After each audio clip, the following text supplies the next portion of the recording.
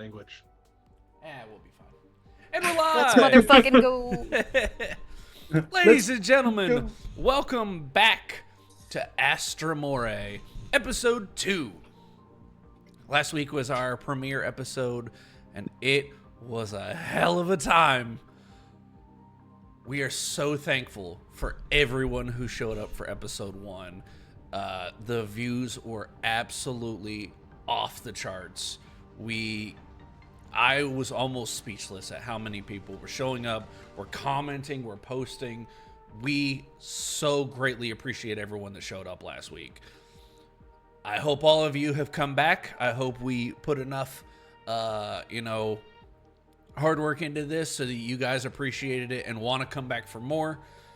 We're going to be running Astra Mori for a couple months, so we hope that you're enjoying what you're seeing. But with that, thank you for watching. As always, like us on Facebook, follow us on Instagram, tap the little bell on your YouTube app so you never miss the uploads.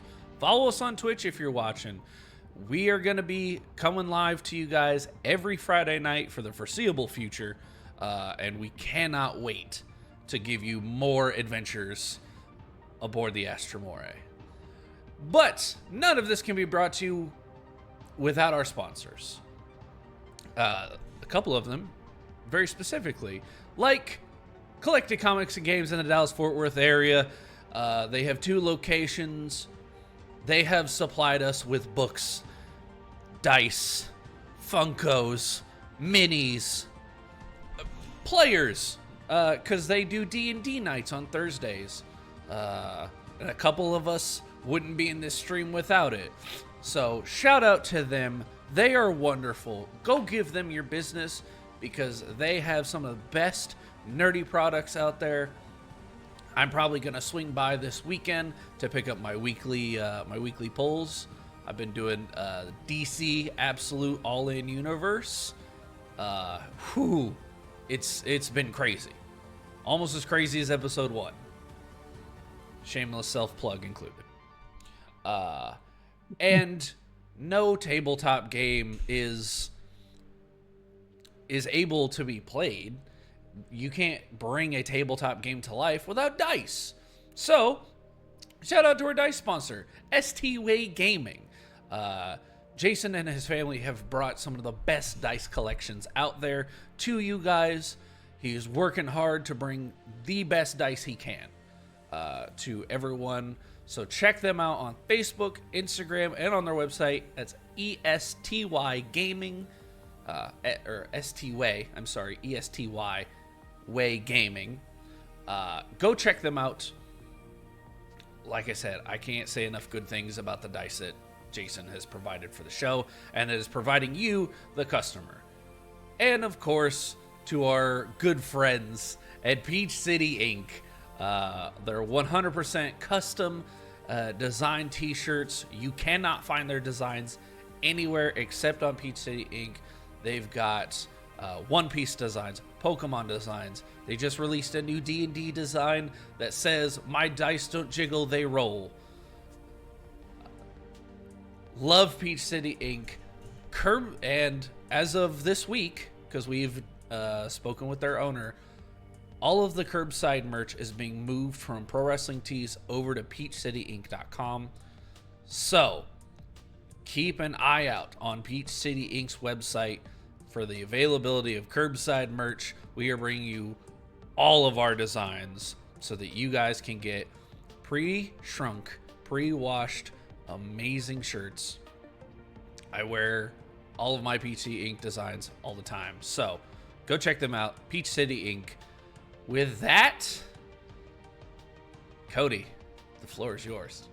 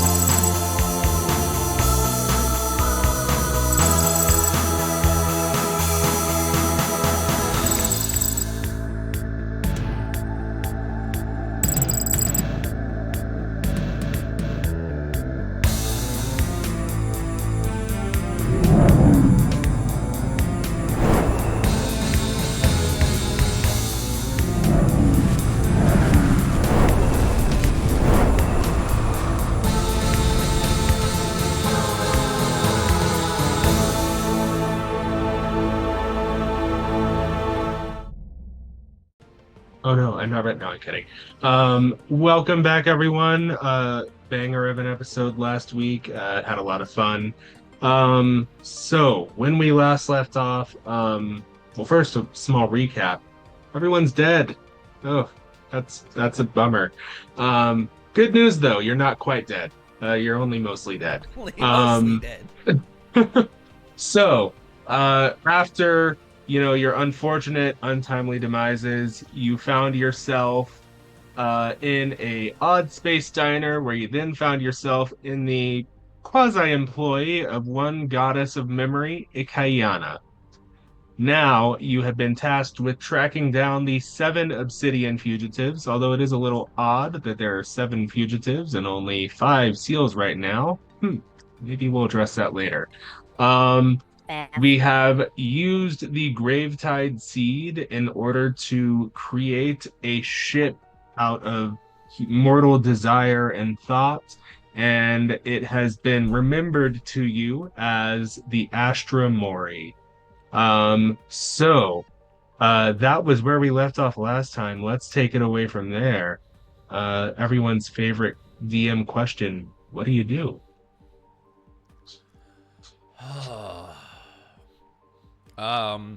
Well, I know for a fact, because we've discussed this before, Porthos is just taking a very long, very just inhaling look at this beautiful, beautiful ship.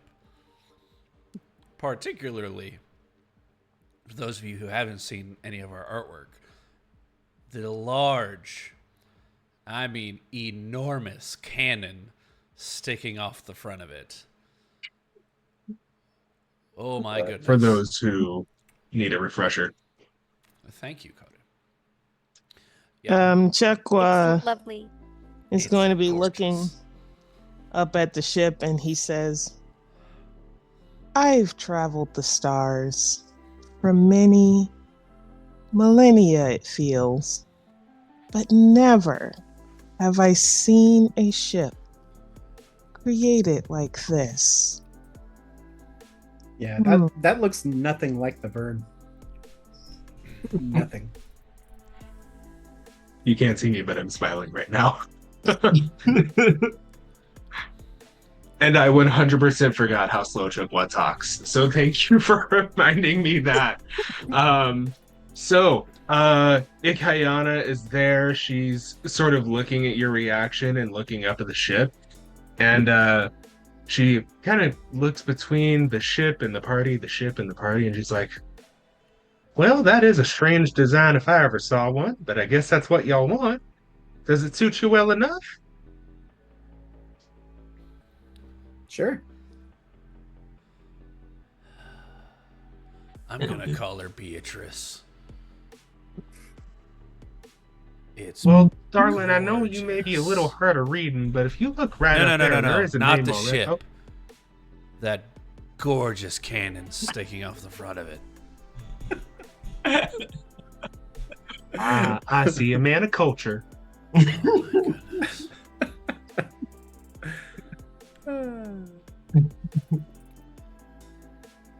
goodness. I'm dying of laughter here. I guess we should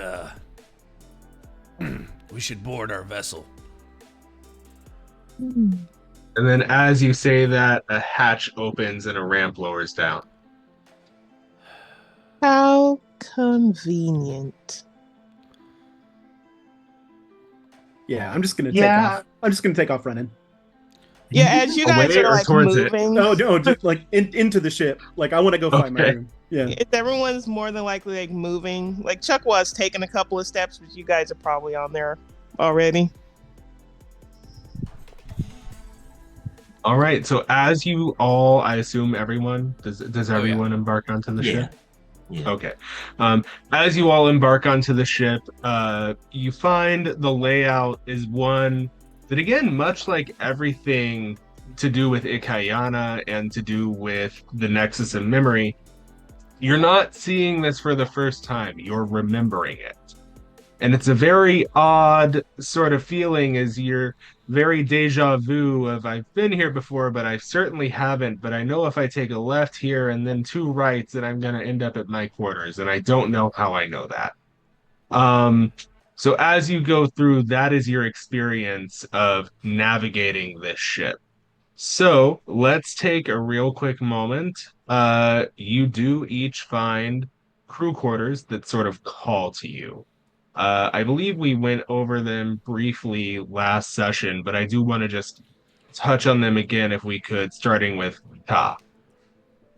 Yeah, I head straight for the chart room, which I turned into my quarters. It is completely full of star charts and maps, and there's a wild space orrery in the center. There's a hammock hanging from the corner of one of the room or one of the corners of the room. Um, one of the entire wall, one of the walls is completely covered in like a rope kind of rattan cover, so he can sharpen his claws. There's hand drawn posters all over the place. His band's logo, which you can see right there, is all over the place as well. And then there's a desk where he can write his song. There's all his musical instruments and everything is just kind of spread as well. And as you do see in the center of the room is the wild space orrery. And it's if anyone has seen I'll risk getting moused here. If anyone has seen Treasure Planet, it does very much resemble the sphere that we all know and love. Um, that is, I think, the main thing I wanted to pick out at this room. Now, Chookwell, what does your space look like? So mine, like when you walk in, it's very strange because it looks like you've walked outside. You can see greenery, you can see like over looking over a hill or valley, and you look up, and up looks like a sky, basically. Um, there is in the middle, I think I made sure to mention a Kohatsu table, as well as what looks like tea, some furnishings, some um yeah, tea, as well as like plates and things like that, and a little cabinet where there are some belongings that sit there. Um, looks like there's a couple of pictures and things of that nature. And I also missed one thing, which is there's a corner where there's basically a heat lamp. Very important for our turtle friend. Yeah. Um, However, the sky of his room looks a little, well, it's digital. Um, Kind of like a giant Chiron, I want to say, or like the Times Square buildings. But And yeah. interestingly enough, since you do bring it up, you notice that the ship is a bit of a hodgepodge of different eras. There's parts of it that seem from the digital millennium, parts of it that seem older, parts of it that seem from the future. Um, it's very much a blending of the old, the new, and the yet to have come. Castanet, what is your space like? Well, I can imagine her walking down the corridors and just sort of peering at the others to see what little glimpses of their room she can see before they all disappear in. And she's thinking to herself, not knowing what's going to be awaiting her in the room, she's thinking to herself, weapons, cat scratching, a nice relaxing room, guns. Something tells me we need a healer. So she opens the door. You just see blinding white. It doesn't look like outside. It doesn't look like any sort of place. It is blinding white to the point where Castanet almost sort of blends in. You can't see her. You just kind of know she's there because of the bright emerald green dress that she has on. There are no corners in the room. It's kind of curvy, kind of organic. The only things you can maybe make out in there are high up, like closer to the ceiling, quote unquote, look like these protuberances coming out of the walls. They actually kind of look like egg sacs, but there's nothing in them. What else is in there is that before her eyes, she sees certain plants sprouting up from the floor, one of which she instantly recognizes as a plant that's needed for her to keep fashioning her traditional Thricrine weapons that she uses to make the glass that forms the blades of her throwing knife and the blades of her halberd. Additionally, she sees some other medicinal plants as well that she knows well from Thricrine folk medicine. And there's also a bed. Now, the bed's not for her because Thricrine don't sleep. They don't even blink. However, at the thought that maybe they need a healer, she understands that this is probably what will serve as the hospital bed, which is good because if she doesn't sleep, they'll always be under constant monitoring and surveillance. And it is very much the blend of an older hospital bed, but also sort of like the traditional Star Trek bio bed that I'm sure somebody watching this stream has seen. Definitely not that I'm a mark for Star Trek at all. Then we move over to Dante's room. Dante, what does your space look like? So Dante approaches his room and opens the door, and it appears kind of plain almost. He has a hammock that he sleeps in. There is a desk where he can journal and write down his thoughts. But one thing that seems almost a little out of place is a band poster.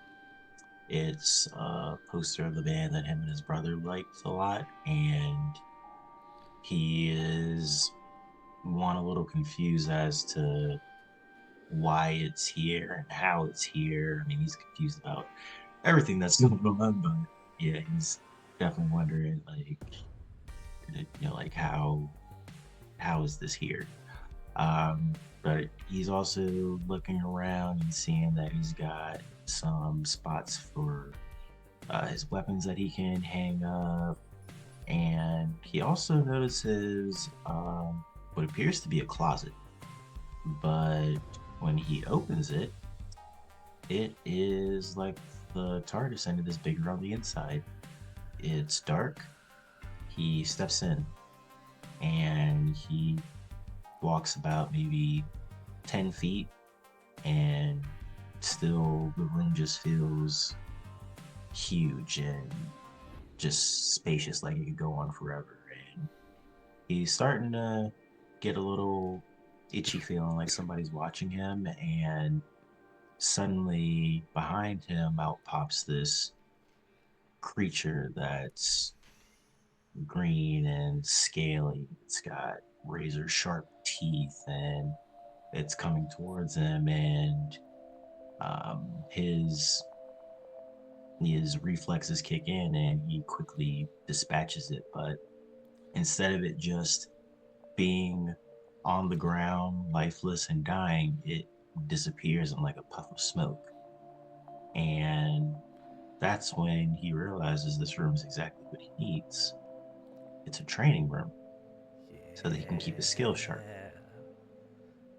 And then suddenly that realization makes the room become bright, and he starts to see pictures of different types of beasts and creatures that he can practice fighting against. And he just kind of gets this smile on his face like, oh yeah.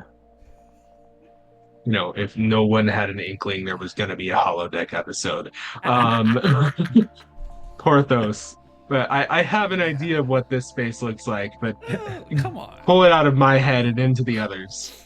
All right. So with Porthos's room, strangely, his room is a little bit more separated from everyone's. The only one person whose room is relatively close is Kaz. But as he puts his palm up to the scanner on the door, it immediately zips open, much like his front door back home. The same sound, the same shape, as he walks into a condensed version of what used to be his lab.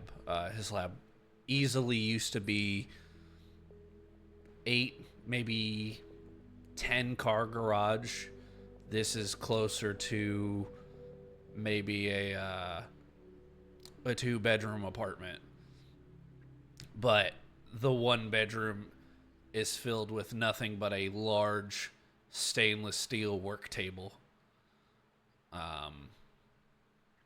With an assortment of different tools, from jewelry, jeweler's tools with, the smallest of screwdrivers, to all the way down at the other end, just almost club-sized wrenches. We're talking, your average wrench set only goes to a 1. This is like a 15. It's like this. And every tool in between, along the back end of that wall, almost directly across from the table, is a hanging armory of the different weaponry that he once built and assembled. Except it's much smaller. There are many of his collection missing. There is an old school, musket.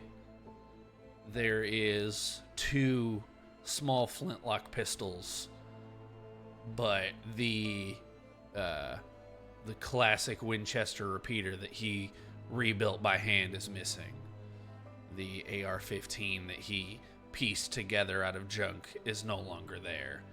A couple laser cannons, but the timeline along this wall that he once held so dear is missing pieces. It's missing decades. And I like to think that you look over and you see a large mirror similar to the one that had been in your previous abode. And for just a split second, you see the shadow of the image of the old tiefling woman. And just it's clearly a memory and a longing for what you once had, but it vanishes and you absorb what you currently have instead. All right. Because there are two small things left. As he reaches for the mirror, it opens into an actual bedroom. The only thing in it is a chest for clothing and an actual bed. Very much, he was just crashing on a makeshift rack that he had picked up from a junkyard. This is a full, queen size bed with a actual mattress. Sides of the comforter tucked in at a proper angle. But next to the wall, directly next to where the mirror was, is a large whiteboard / corkboard with an assortment of needles and a large pool of thread. That's gonna come in handy later. As he puts the first pin at the top, and just lets the red string dangle down to the center of the board. See, when he said needles at first, I was definitely picturing another kind of needles, and I was like, hold on a second. What? No. This is 100%, no questions asked. This is a conspiracy board. I was picturing like the Charlie Kelly meme. Are you gonna post in your group? Yes. He's about to go full conspiracy mode. But as of right now, there is only one loose red thread dangling to the center, waiting for its first connection. Oh, this is gonna be great. So those are the crew quarters. I totally had this pulled up earlier. And then, clicked out of it because I needed to send a message to someone else. Sorry, unprepared DM. This pause is brought to you by... This pause is brought to you by STWA Gaming. You're one of the best dice providers out there. With affordable prices and excellent collections, ST-Way Gaming is the best place to go for all your dice needs. They have dice, they have accessories, hats, t-shirts, 100-sided dies, the whole kit and caboodle. So go check out ST-Way Gaming, ESTY, Facebook, Instagram, and their website, stwaygaming.com. Right, there I'm we go. sorry. So, go ahead. I was just gonna say, you said 100-sided die? 100-sided die. It basically looks like a baseball. I think it's massive. Yep. It's like this, but it has numbers on it. Wow. I'll send you Yeah. a picture of mine after we're off the stream, because mine's metal, so it's basically a baseball. That's a weapon. Yeah, basically. That is a weapon. So how if you did ever take do, him out? It's a baseball, but it's twice as heavy. Right. if you ever do roll a 100-sided die, make sure that you roll it in something that it's not going to roll away from you in, because it will go and go and go and go, and it's not going to stop. Nope. All right. So the ladder brought you directly on, or sorry, the ramp brought you directly onto the crew deck. There is one level up there, or sorry, there, I should say there is a set of stairs going up and a singular set of stairs going down.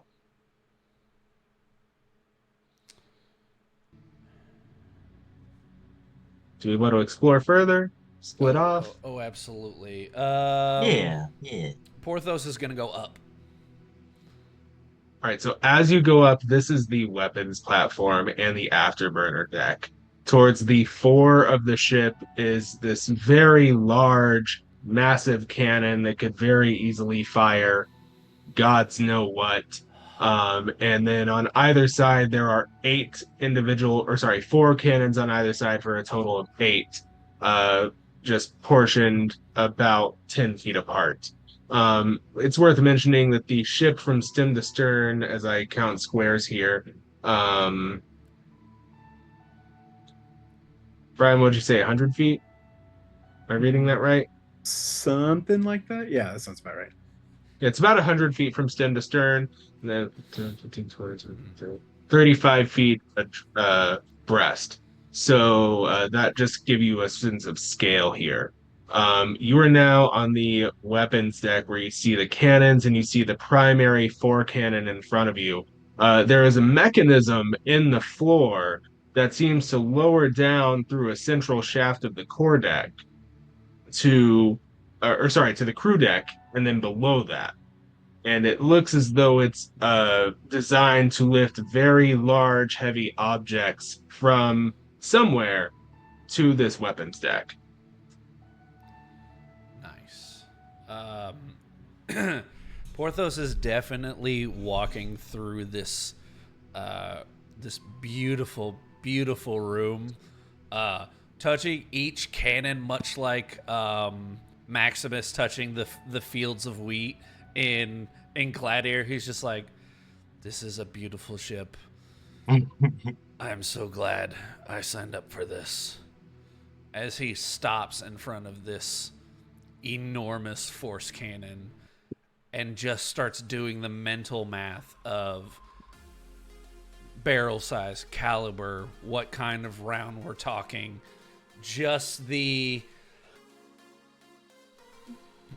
absolute scientific breakdown of what this cannon is capable of. To give those at home an idea, this cannon is about 15 feet in diameter. In diameter? Oh. In diameter. Yeah, Corey's gonna need to change his shorts. I was gonna say, So- please be gentle. Chuckwa has followed you up to the weapons room just to, get a look at this whole ship and whatnot.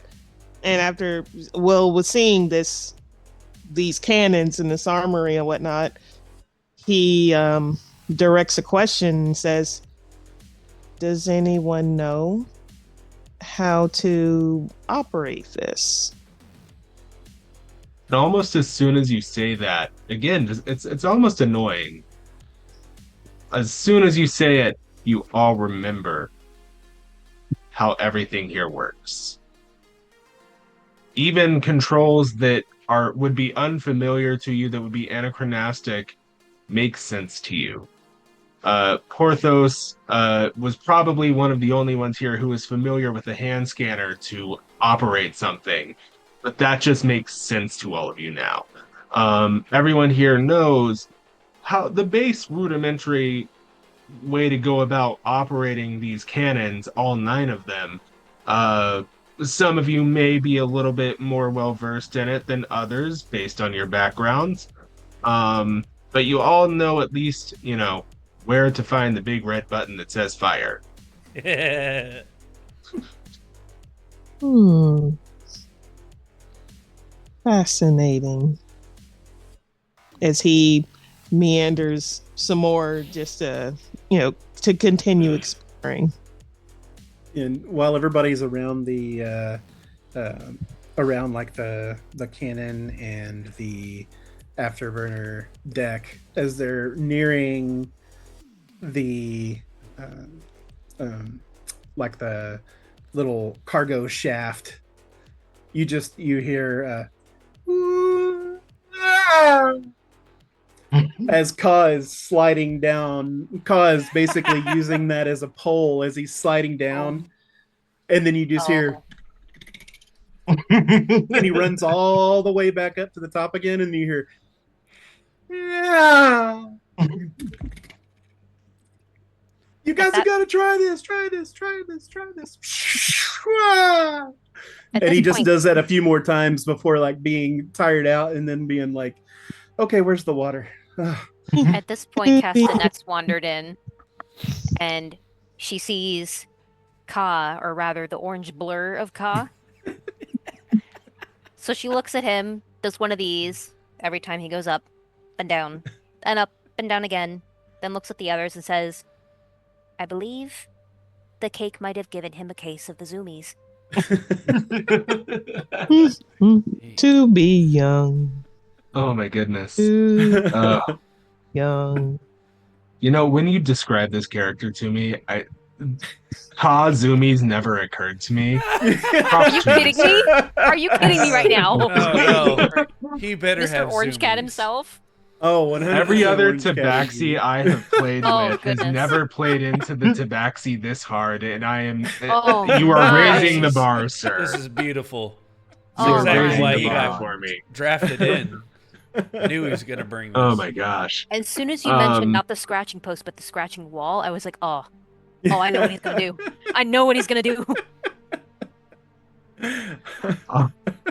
So, actually, interestingly enough, Ka, the shaft that you're referring to does run from the very top of the ship to the very bottom.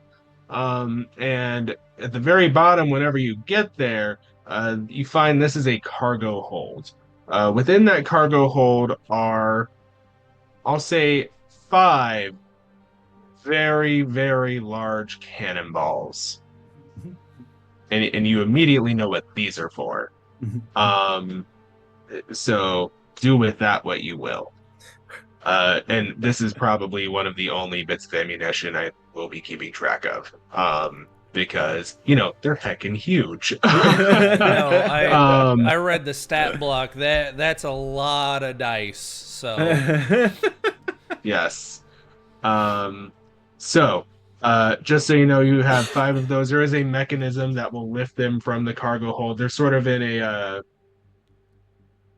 almost like a pinball situation where it'll roll down into the lift and then back up and then be loaded into the cannon. nice. Now, as you go up, I assume we are continuing up. Yes? Okay. So as you go up, this is the proper armory and workshop. You see where Porthos had an assortment of tools in his own quarters. Here, the assortment is at times broader, but also not. You see more generalized equipment. You see wrenches. You see spanners. You see all sorts of gears, a few spare parts here and there. There's what appears to be almost a garage or shuttle bay sort of situation. Um, you see a few weapons lockers here and there. As you open them, you do see a general array of mostly everything you would want, most of your basic weapons that you could imagine. So you guys do have access to all of the standard simple and martial weapons that you would find in the player's handbook. Nice. Because I'm nice. And that does extend to crossbows and or firearms or laser guns. Remember that we are, for those at home, we are reskinning crossbows as firearms and laser guns for those who want that aesthetic. So just know that those are the stat blocks that we're using. Um, then as you do continue up, you find the primary bridge level. Towards the fore of the ship, there is the standard bridge room, and I want you all to describe what this room looks like. So I feel like this is a big moment.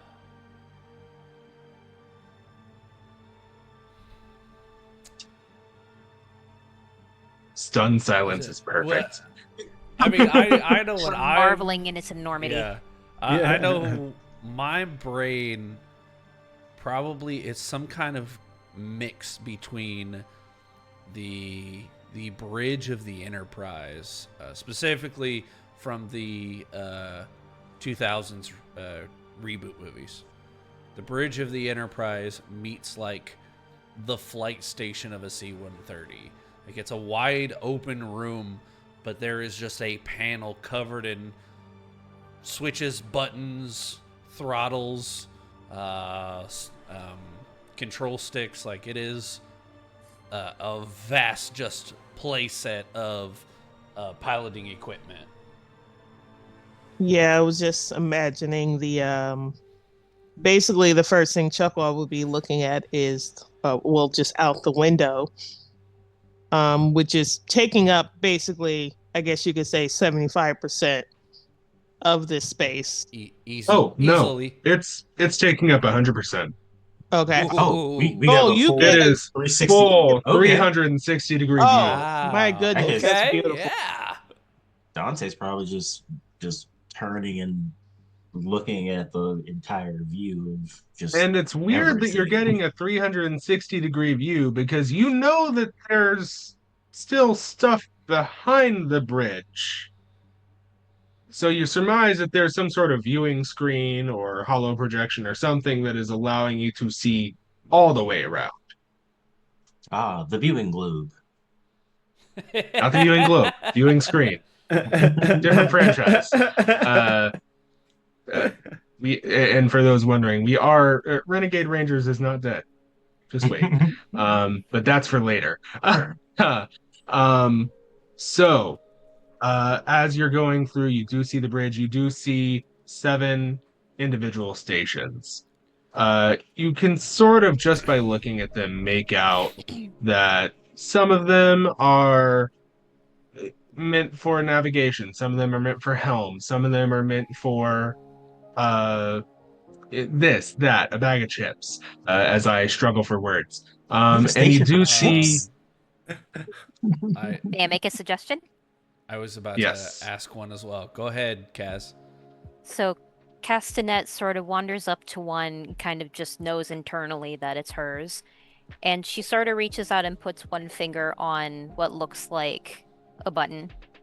And everyone else can hear kind of like a buzz, kind of like what they experienced when Castanet first communicated with them.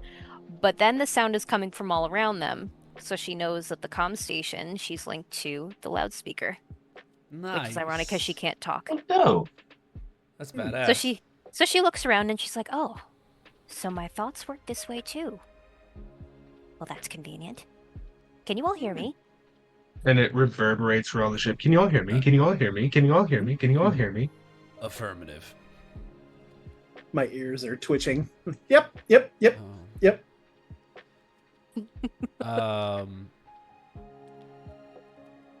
Porthos would like to look specifically to see if there's a chair dead center of the middle of the room that has basically eyes on everything, what could be equated to a captain's chair. Oh, you know there is, baby. Tell me what it looks like. I'm thinking classic white, let's call it like a rectangular back to the chair with curved corners, large armrests with a multitude of buttons across it to whether it be the comms, whether it be bringing up something on the viewing, whether it be checking statuses. This thing can almost run the ship from where it's at. And Porthos is going to put his hand on the top of it and goes, all right, who's going to sit here? Not it. Nose goes. Chuck was turning and he looks over at a chair that is oddly specifically shaped for a turtle. He goes over to it, sees that it has like a bunch of screens that he can see different parts of the ship that he has seen and parts that he hasn't seen. And he sits down right there.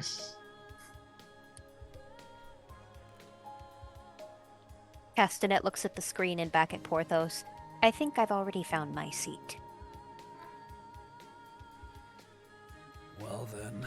And I'm good over here. And y'all turn and y'all see me sitting in a cardboard box. I saw you with the yarn in your mouth earlier.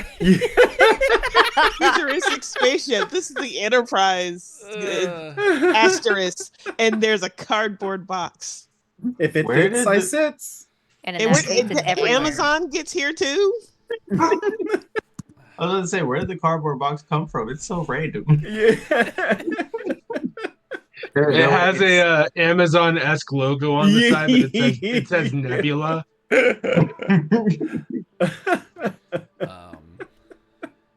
Yeah, there's basically, and then you see there's like a really nice chair, but it's like turned over, like I've shoved it out of the way. Like, no, I don't want that. Yeah. no.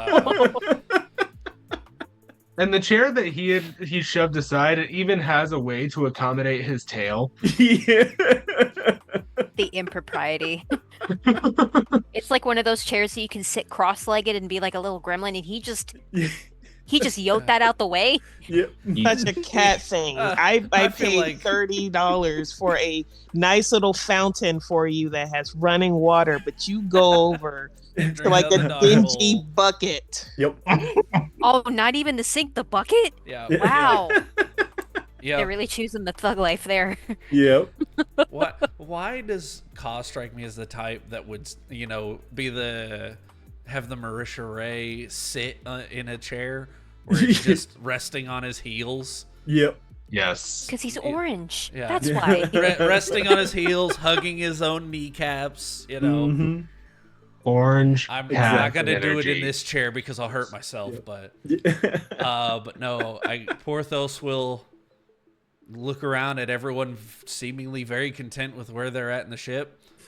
He'll give the captain's chair a literal like spin around, and then he'll sit down in it.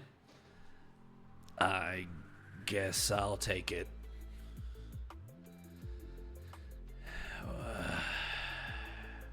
And Like as to you go take it, on. it does feel right. Everyone's seats feel right. There are 2 stations that are empty. One, rather important, is looks like the helmsman controls. I'm not going to describe it yet, but it definitely appears to be the way to make the ship go. And then Dante, did you describe your space? No, not yet. Okay. Really quick, just before Porthos launches into his speech here, because I felt it coming. I Yeah. saw what you were doing there. Just a little one. Just a little one. Dante, take the Dante, floor. what is? Yes. Dante sees a space which is a little bit different from the others. It has controls, but on the control panel there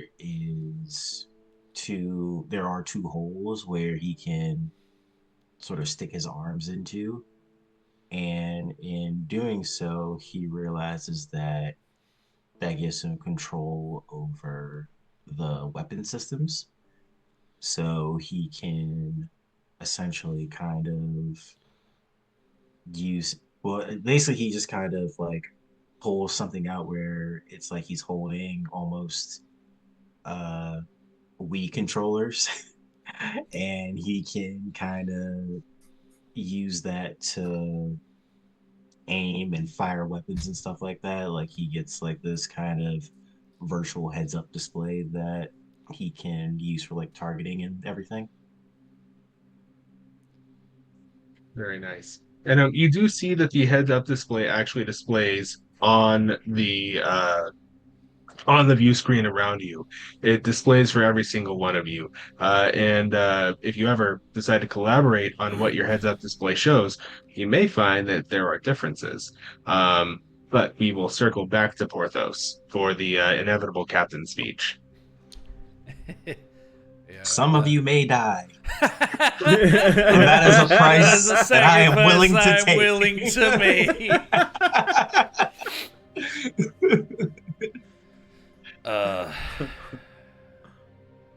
I know we don't know anything about one another except our names, but I served in the galactic military for 10 years. I'm not gonna lie to you, I really hate officers. They piss me off so much. So, I am going to try, I guess, as the unofficially voted captain, I'm going to try to run this ship better than the ones that led me. Please. I'm not good with people just yet, but feel free to speak with me, feel free to ask me questions, and whatever experience I have running a ship or being on one, I will use to guide us in this crazy mission from a literal god. Still hasn't clicked.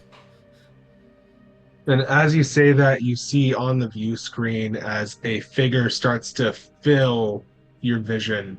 And there is Ikayana, who has grown to immense proportions. And she's just kind of looking in and peering in at you, and you get the sense that she is making direct, very painful eye contact. Sort of like the feeling of a bug in a jar. Castanet is probably offended by that. Excuse me. Excuse you, sir. She's like, dude, I'm right here. We're gonna be offending every D&D race every week. Yeah, there's a just list. gonna- We're going through it. Let's make it a goal. Offend every race by the end of the campaign. Uh, You know, you may be onto something. You may be onto something, Dante. So she peers in and she's like, "Well, now it does look like y'all are settling in nicely. I think it's time that you set this baby a sail on the astral sea. Now, there's something else I do want you all to see." And her voice is reverberating through everything, and it's sort of all around you and also nowhere at once. And as she is saying, there's something else she wants you to see. In front of each of you is a bracelet. And then there's also one bracelet on each of the unoccupied stations, which you see one is the helmsman station and one is the first mate station. The bracelets are a braided silver cord. And then in the center of the bracelet is a black disc with a nebula of stars in the middle of them.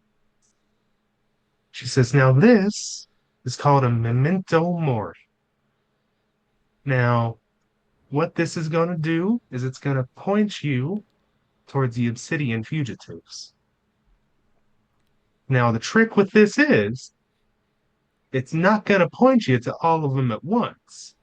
There's a certain order you got to take them out in, the opposite of the order they escaped. And then as the bracelets sort of float in the air and wait for you to put your appendage out to put them on. Thank you.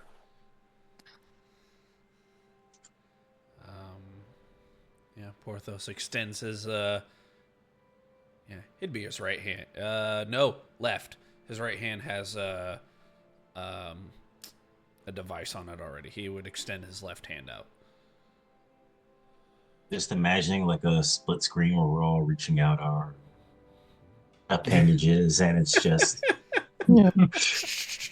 Totally Just- unnecessary to describe, but I'm just gonna pick the castanet is gonna pick her lower right arm.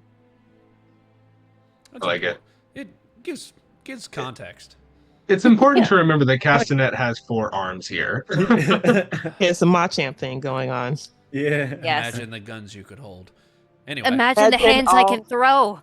right? Imagine all the dogs you can pet. See ya, There's Cody. the druid.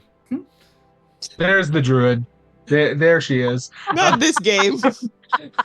Not this time. Like Ka's gonna go ahead and reach out his left arm, and as it slips on, like he's just like thinking really hard. He wants like little spikes to like pop out along there, and where he's like, oh, Very, very punk rock. yeah. Like, okay, I can do this. I can work with this. That's cool. All right. Castanet, also And- being musically inclined, looks over to Ka and be like, so that's the genre you prefer. Okay, Oh, wait. Do you play? I do. Oh, do you want to be in my band? Oh, you got to be in my band. Oh, you would be so good in my band. Oh if, man. if you need drums, I suppose. Always. Yes. Hmm. And then Four-arm as the person on bracelets Never underestimate a good drummer. Yes. as the bracelets latch onto your wrists, it's not painful, it's not tight, you don't feel anything intrusive. There is a slight pulse or buzz, and the nebula of stars on the bracelets coalesces towards a singular point and direction. And then because space is 3-dimensional, I know, crazy, as your arm goes left or right or up or down, it grows or lowers in intensity in accordance to the proximity towards your target. Ka's literally going, It appears we have a heading. And then, Unfortunately, we don't have a pilot.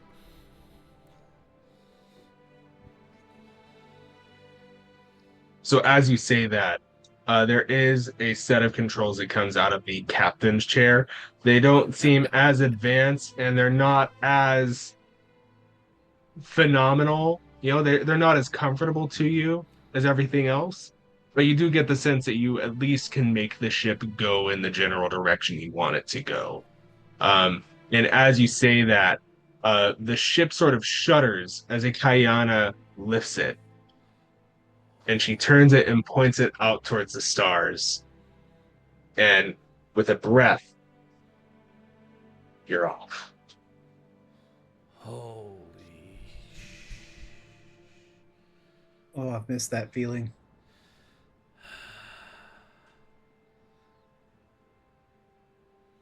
It's very nice to be amongst the stars again. Dante's just looking back at the slowly moving away from wherever we were. Was it a planet? So as you look back, it's a little asteroid with the diner floating on it. That's right. That's right. And you see again the blinking neon sign Nexus of Memory with the X blinking in and out. Um, and it begins to recede into the distance, not at a terribly fast pace because let's be honest, this ship was built for power, not speed. And as you're going, you get the idea that you are not at shall we say warp speed yet. Um, there is though on your right controller there a little button if you just wouldn't mind. Oh yeah. Make it so. Porthos will take the controls. All right, everyone. God, I love this part. Strap in. We're And then about to as he jump. says that, 5-point harnesses come down around all of you, even Ka and his cardboard box. Wait, how is the cardboard box saying put? I don't know. It's like I'm just imagining us moving I and it's just designed like this place and bouncing. I don't know what it looks. I don't know how it's doing that. So, you say strap in. Do you push the button? He will adjust the throttles forward, and he hits the go. And you're off. The lights or the stars in front of you stretch and stretch and stretch and elongate, and you're blasting through space at speeds unimaginable to the human eye. You're going through and you're following the pulse of the bracelets of the memento moris, and you don't know quite how long it's going to be until you get there. But I am going to take a moment as you launch. We'll say about 20 to 30 minutes into your journey. Jay, can you invite our other Yes, guest I into the can. room? Yes, I can. I will say, as Porthos hits the go, I'm trying to find the button here. Naval waiting room.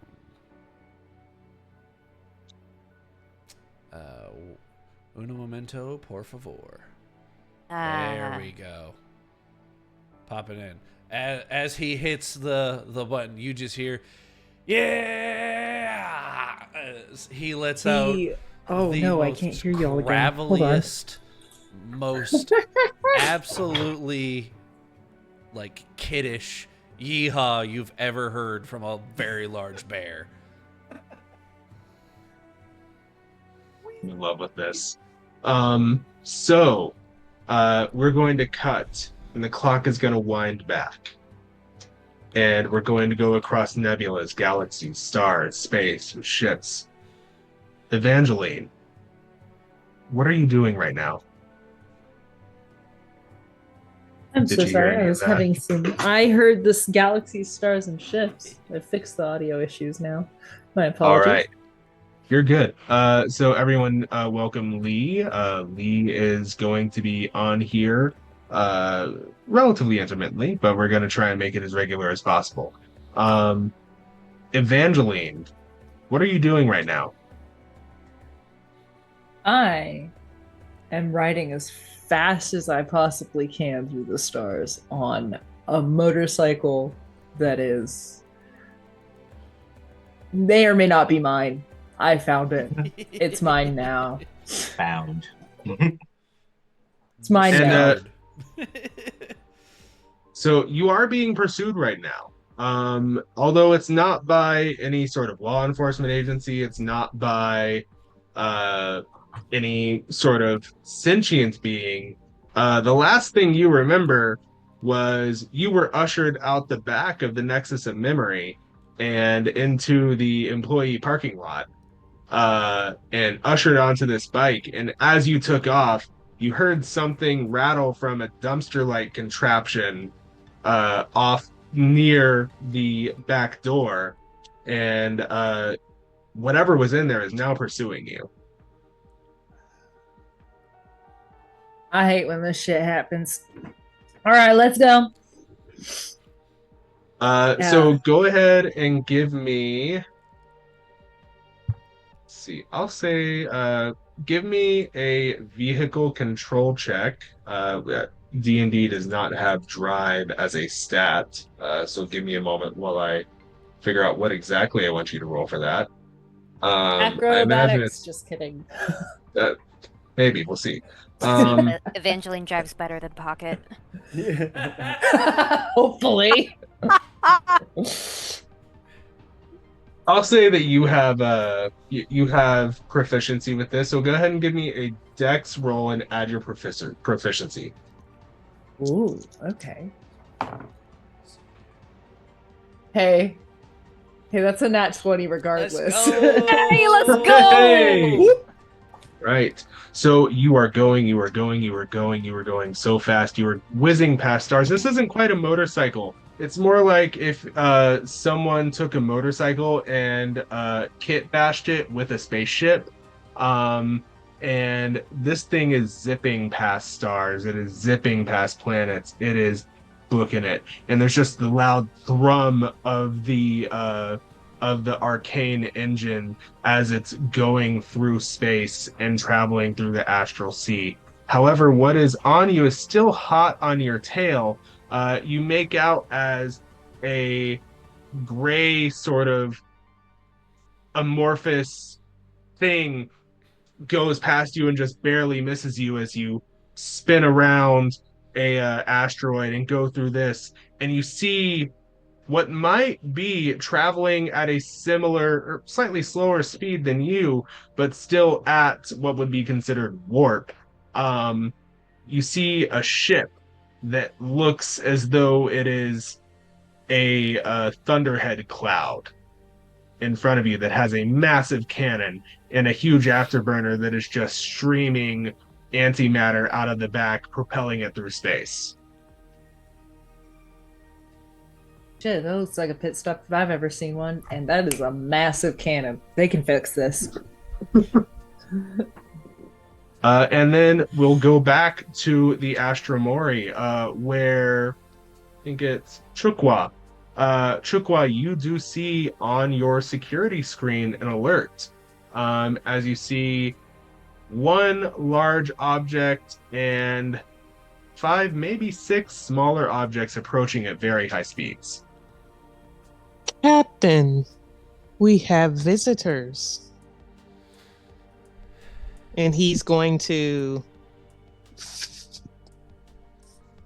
type along the screen to put it on like the bigger screen so that everyone can see it. On display now.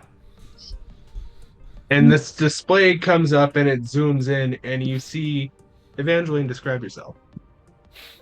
Evangeline is an average height human with muddy black hair and a mean look in her eyes.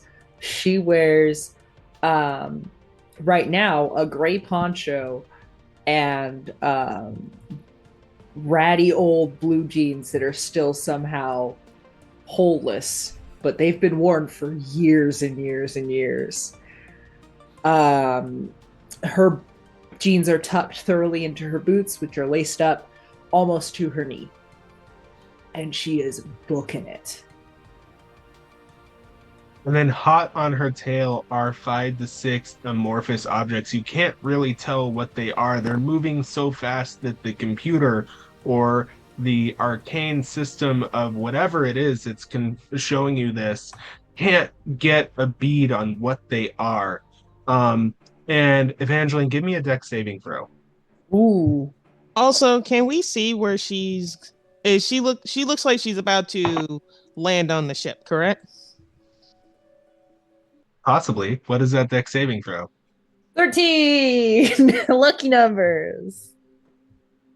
Unfortunately, it's not going to be enough. As you make a hard maneuver around a particular asteroid, it clips one of the engines, and you start spiraling and spiraling out of control. And there's a crash landing No. in the cargo hold of the Astra Mori. So I'm gonna start walking to the cargo hold. I do want to remind you guys there is a very convenient pole that somebody described earlier. Okay, well, we're going to use that. Porthos will hop up.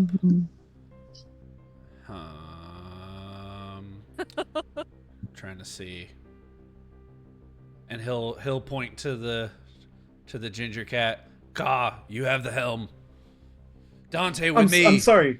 What? And I was asleep. I was not asleep. You don't even hear the second part of it. You just see Porthos run towards the pole and start sliding down, gun in hand. Chukwa, before... Go ahead, Dante. I was gonna say Dante's right behind him, jumping down as well. Chukwa, before you walk away, you do see, again, 5 to 6 amorphous shapes go into the breach. But then they disappear into the ship and you lose sight of them. Okay, I would like to actually go where those were last sighted. It's all in the same area, the cargo hold. Cool beans. So you do we all slide down the fireman's pole? I almost Yeah, said something else. spiral and she goes down. Right. Let's go. Did you say Castanet spins down? She's a dancer, of course. That's Is she upside down? What? Is she upside down as she like twirls down? Sir, she's a lady. We're not gonna talk about all the Montero music video footage that is going through my head right now. Whole dancing here, sir. Maybe And I'm you gonna, hear as she like- goes down, you just hear.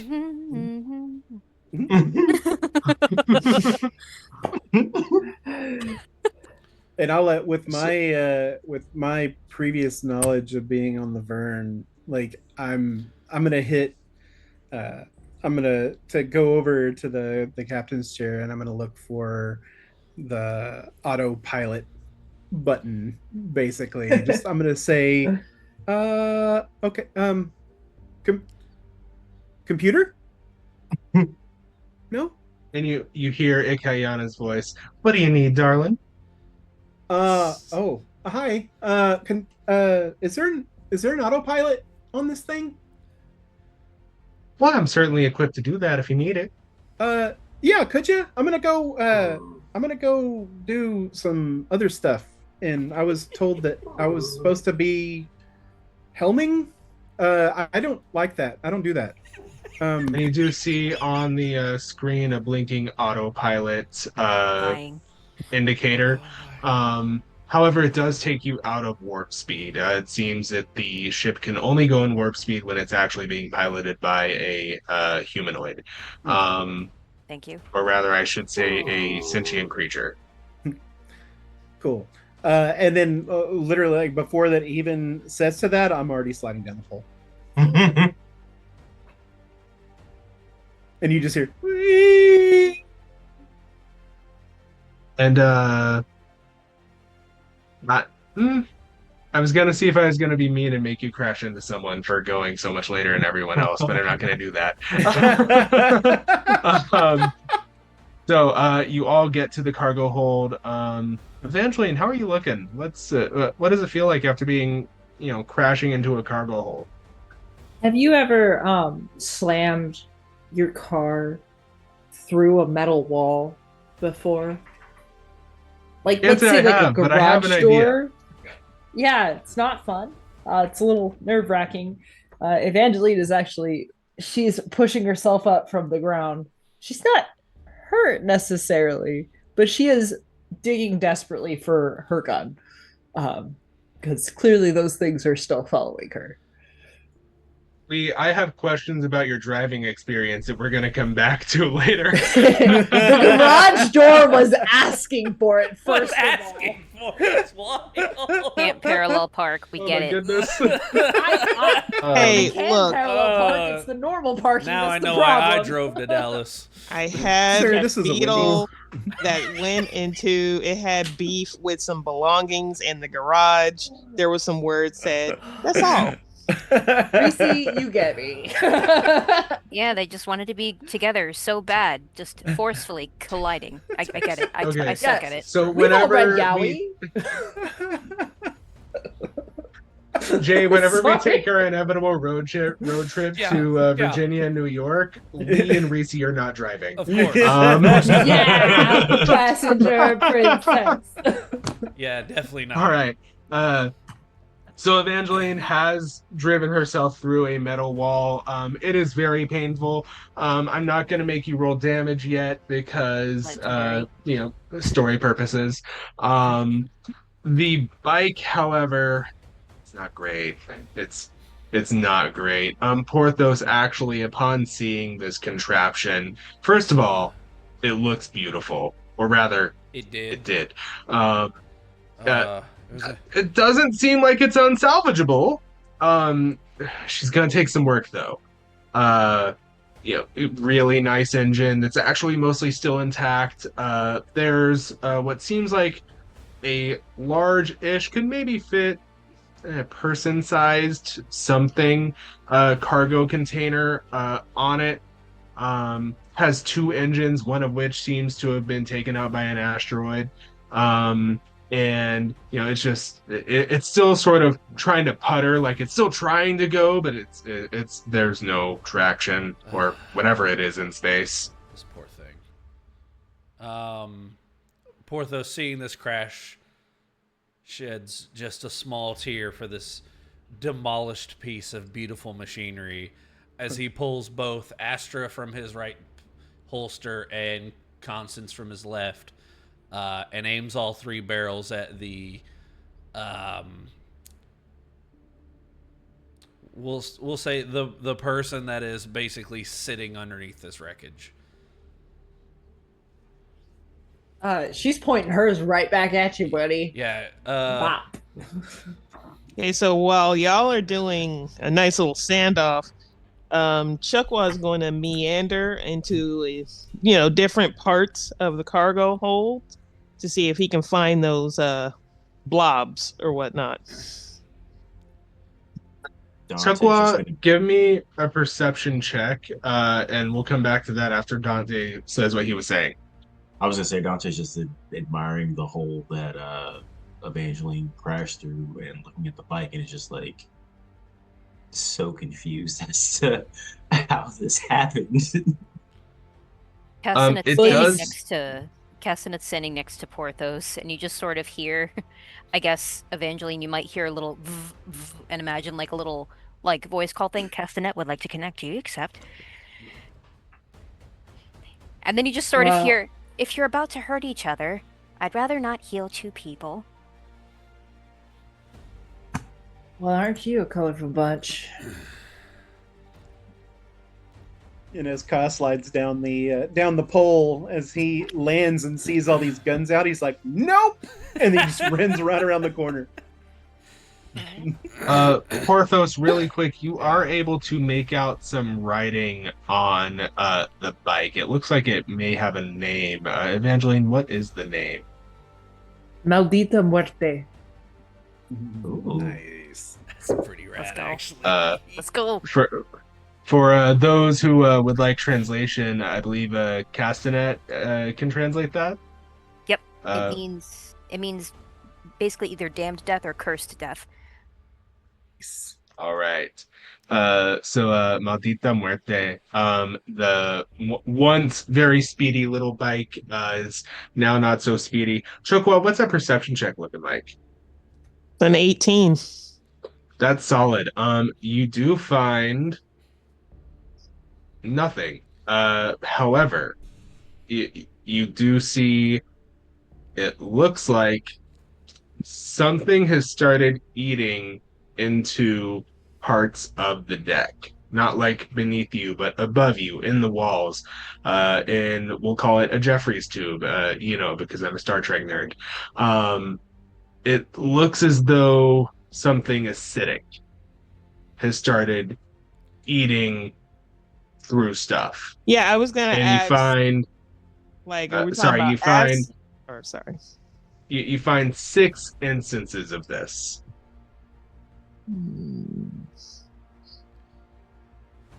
Okay, so after seeing this, he's going to go on back to where.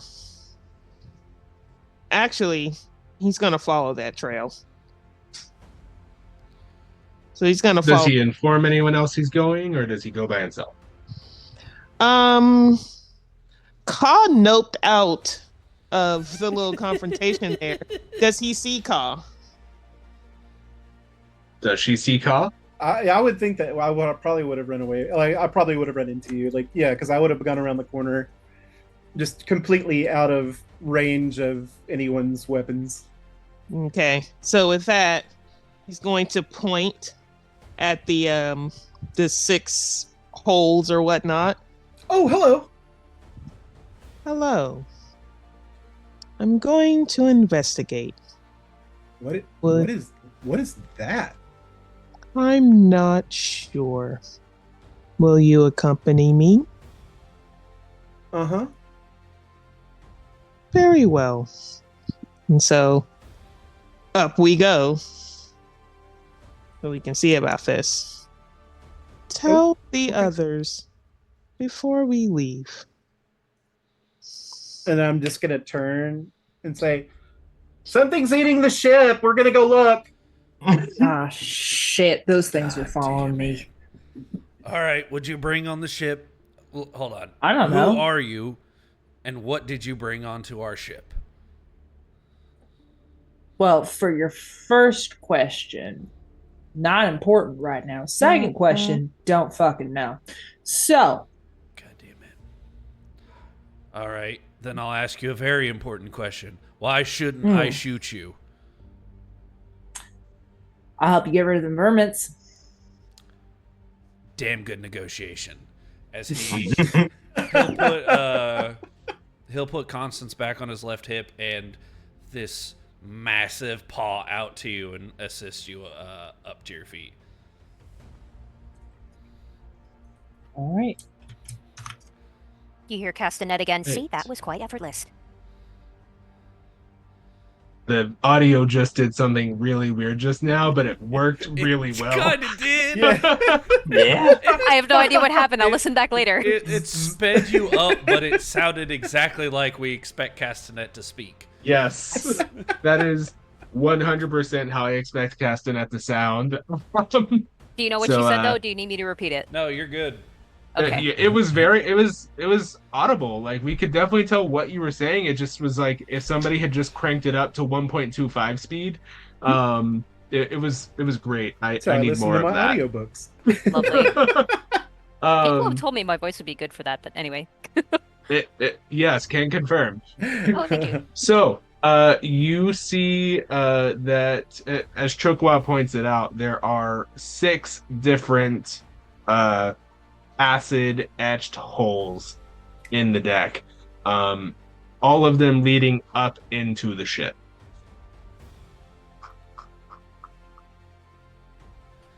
So given that Ka and I have a head start, do I need to give you another perception check to see where at least one of these blobs can be? Yeah, you can give me another perception check as you go onto the crew deck. Cool beans, cool beans. Can I help with that then since I'm with her? Sure, absolutely. So either both of you can roll and we'll take the higher, or one of you can roll with advantage. Do you want to just roll with advantage, Reese, or you want me to roll? Sure, I can roll with advantage. Yeah, go for it. That's cool beans. Excellent. That's going to be a 19. Nice. Also, thank goodness for that advantage. Dice I originally picked up to do that. Yeah, that was in that one. Oh, Ooh. whoops. So, you note the first of these has gone into what would be Porthos's quarters. Or the first hole has eaten into floor of what would be Porthos's quarters. That looks like a bad idea. And so For them. before he walks in, though, he's going to give a respectful bow, and then he walks into their quarters. Respect it. quite literally. So does everyone follow into the quarters? Um, You think we should split up I think and we should try to like find other? split What up up teams the of two. clues? I think Castanet will stay with Evangeline. She'll reach out one of her arms and say, "You've had quite the rough landing. Are you hurt? I'm fine, ma'am. Thank you. Can you stand?" Uh, yes. She writes herself properly and dusts herself off a little. Then, if you don't mind, I'll stay with you while they investigate. All right. Excellent. I never met a bug lady before. She's gonna give you the look of death and say, "You may not be acquainted with our kind, but I would ask that you not call me Bug, please. Certainly. My apologies, ma'am. Thank you." Shipped this already. Porthos grabbing Constance from the holster. Mr. Dante, I believe you're with me. And he lets Let's out do a, it. "God damn it, I just got this ship," as he just starts following the acid trail. Who's blowing holes in my ship? Stop blowing holes in my ship. Is the hole big enough to be shouted through? Yes. Actually, is Castanet close enough to the hole that she can examine the acid? Could I do a medicine check to see what it's made of? Absolutely. Please do so. Okay. Because at worst, she maybe know what it is. At best, maybe she can make a thing with it. Porthos would Alright. like to roll investigation Roll. to try to follow this trail. Okay, go ahead. Excellent. For my then I medicine will check, that wait is for- a 15 plus 4. That's perfect. I wanted a 14. I'll take that. So Castanet is able to determine that this acid is produced by a living creature that is of the ooze archetype. And based on coloration, she can see that there are 4 distinct species of oozes that have infiltrated the ship. And judging by the holes, all of the different types of acid she can assume are corrosive in nature, right? Absolutely. Okay. Secret of the ooze. Ooze. The ooze is back. Porthos, how's that investigation check looking? That is a 13. 13? Okay. Should I also roll a perception check since I'm searching with him? Sure, either you can both roll and we'll take the higher, or one of you can roll, or Porthos can roll with advantage since Porthos already rolled. If you don't You got a mind, preference? I'll take the advantage. Cool. Because I have a pretty Well- high investigation check. While they're Nice. doing that, I just need to roll good. Castanet's gonna turn to Evangeline in That's the better. meantime and say, "It seems these are ooze, no?" I'll be honest, I didn't have a chance to look behind me while I was running for my life. So, possibly.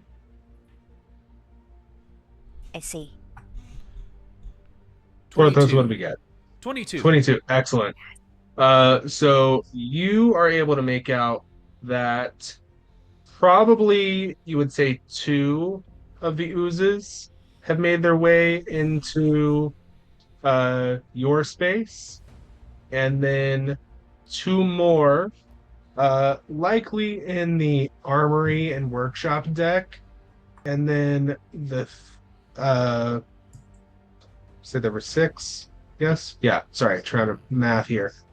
1, or sorry, yeah, we'll say 2 more up on the bridge level. With that, Porthos will find the nearest, we'll call it junction box, like the nearest terminal, hit the button for the intercom and relay that information to the rest of the ship. Now, you actually don't need to do that. You sense that there is a built-in communication system in your Memento Mori, because I'm nice like that. Oh, hell yeah. Yay, communicators. Goes full freaking Power Ranger, holds it up, and then relays the information. We've got 2 on the bridge, 2 in the armory, and it looks like 2 in personal chambers. Myself and Mr. Dante are going up to the bridge. Someone handle the armory. Chukwa is going to relay. We're in your quarters, Ka and I.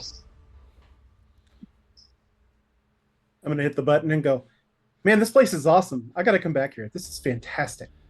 No hairballs in my room. I can't promise anything. Click. Castanet'll speak into her armband as well. Our visitor and I will go to the armory then. Over. And it does relay your thought and translate it into something that the others can understand. And just point of order, the only person who does not have a Memento Mori at this time is Evangeline. So who knows? Maybe we'll resolve that later. We'll see. Spoilers. So our teams are Ka and Chukwa, Dante and Porthos and Castanet and Evangeline. It's perfect that you guys are arranged on my screen in order that makes it easy for me to remember that. So we'll start left to right. Ka and Chukwa. We'll start with you guys. You were in, we said, Porthos's quarters. Roll me an investigation or perception check. Oh, that is a nat 20 right off the bat. Let's go. Let's go. Thank you, birthday Hey. dice. Yay! So very nice. We love some birthday dice. What did Chukwa roll? Chukwa birthday got dice. a 22 perception. Perfect. So as you're both looking around Porthos's quarters, you do see that there is a number of objects on the wall. You see this sort of timeline of what appears to be different models of firearms. You see there's a grease stain over on one side of the desk, and then there's a grease stain beneath the why am I blanking on the word, beneath the wall there of the why am I like this? The wall of the what? The wall of weapons. There we go. There's Oh. there's a small pool of grease beneath the wall of weapons and a small pool of grease off to the right of the workbench. Then there's the door going off towards the bedroom, and you see the assortment of tools everywhere. Nothing really seems out of order for a workshop. If one of you would like to, you could give me, or both of you could give me an insight check. Sure. Dirty 20 for me. That'd be a 23 for me. Why are y'all like this? I can't hide anything from y'all. And that was a pretty high DC too. Damn. Like I said Okay. it at 20. I said it at 20 because this So was we're wrenching supposed your to plans? be yes. Wrench. What are you doing? Full of my plans? My plans? Well, are If- you? Well, If Yes. Porthos, I'm lucky that Porthos isn't there because Porthos would have pointed this out immediately. It strikes a pair of you as odd. The bed is immaculately made, the quarters pressed and folded. You could bounce a gold coin off of the sheets. The workbench is very meticulous. Everything has its place, and every place has its thing. It's very odd to you that, also given what little time you had, Porthos didn't have really a lot of time to do any work in here. So why is there grease on the floor? I literally, when I see it, immediately, I look to Chukwa and say, "Okay, you're my witness. That was not me. I did not do that. That was not me." I would like Buddy. to strike at it. You strike at the grease. Oh, what are you striking it with? I'm gonna strike it with my quarterstaff. Kill Quarterstaff? fire. Whack. Out of curiosity, what is your quarterstaff made out of? Oh boy, that's a great question. Because it's actually a walking stick dash quarterstaff. I would think that it is more than likely made out of some type of bamboo. Okay, excellent. So That is for the first time in Astra Mori, Ka, Chukwa, roll for initiative. Oh, snap. Ooh, here we go. Time to throw Battle some hands. time. Hands, claws, appendages. That'll be Yeah. 14 for Ka. That'll be a 21 for me. Ooh, snake. 14 from Ka, 21 for. I should be writing this down because I am prepared and I know what I'm doing. I've done this before. We love you. Except, my pen. Where is my pen? There we go. Sorry, I have a whole bunch of stuff on my desk right now that isn't normally there. We're going to a concert tomorrow, and I'm deciding to be extra and do my makeup for it. So I was practicing, and I've got too many makeup palettes on my desk right now. So we said Ka was a 14, hmm right? And then Chukwa was a 21. Then I'm trying to find if they have a bonus to initiative. I don't believe they do. Actually, they have a subtraction to initiative. And that's a waste of a natural 20. Get them all out. Haha.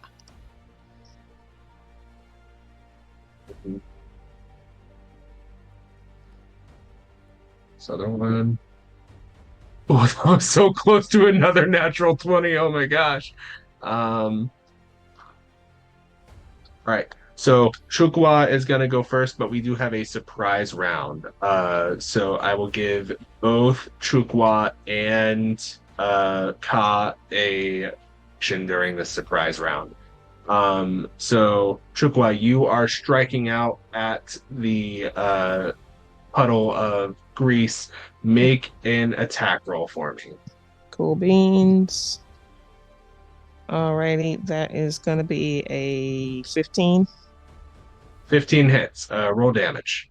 Cool. Where are you? That's gonna be 8 total. 8. All right. You will call that the first creature. All right. And Ka, would you like to take an action during the surprise round? Yeah. I'll look at the same one that she just hit, and I'm just gonna say, "Oh man, you are such a stain." I'm gonna cast Vicious Mockery. Yeah. Nice. So Let me look at Vicious Mockery really quick. it's a because Wisdom save of 14. Give me just a moment.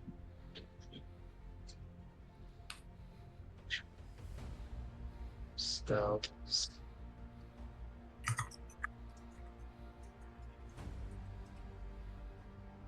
Or if I can keep not hitting the wrong thing.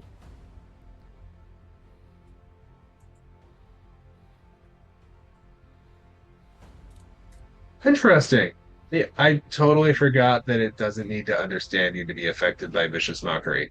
Can Damn. it hear?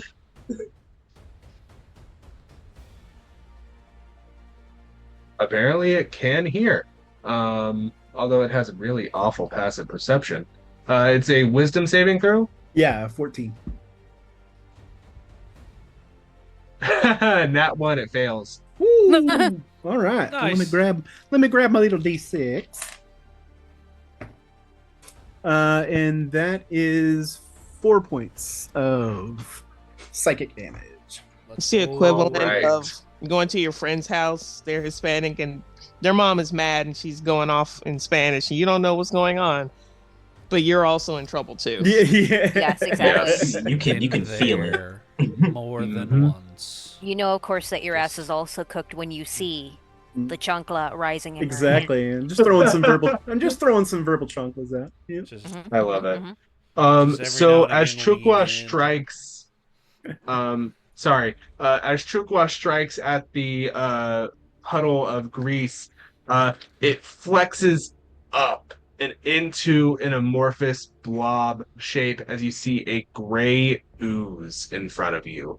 Um, and then as Ka shoots his angry words at it, calling it a stain, you've never seen a slime be offended, but it looks offended.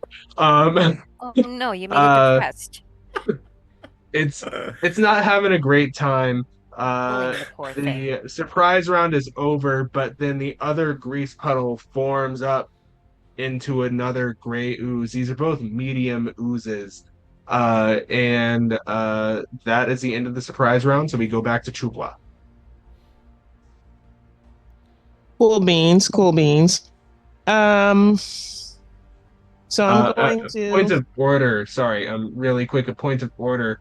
Whenever you strike, there is a slight splash of ooze that hits the metal wall, and you do see as it starts to corrode through the wall. So Ka and Chukwa, you get the idea that if you strike this with anything metal, it may not have a great effect. Not my room. Copy. Is I there just got it. a container? Like a jar? Porthos, would there be I a mean, jar or there's container in your... there's a handful of mason jars and beakers and test tubes in there for certain. Cool beans. You do Because see that, but it doesn't look like there's anything that could reasonably fit a medium-sized ooze in it. hmm, Sorry, the size just occurred to me. I apologize. okay, because I was thinking just like stuffing some ooze into a jar. Because I'm also just thinking about, okay, what other things? Is there any type of container that I could put it in that would be big enough but not corrosive? Something that's wooden, maybe. Not that you can see Not in that immediately, room. no. Hmm. Thank God I didn't make the table of wood. Can I try and catch it? So I want to make sure that I'm clear here. You are going to try to catch the amorphous blob made of acid with what? No, you're right. Okay. I wanted to just be very clear on that we knew what was happening here. No, Chuck was actually going to turn to Ka and communicate. I need a container.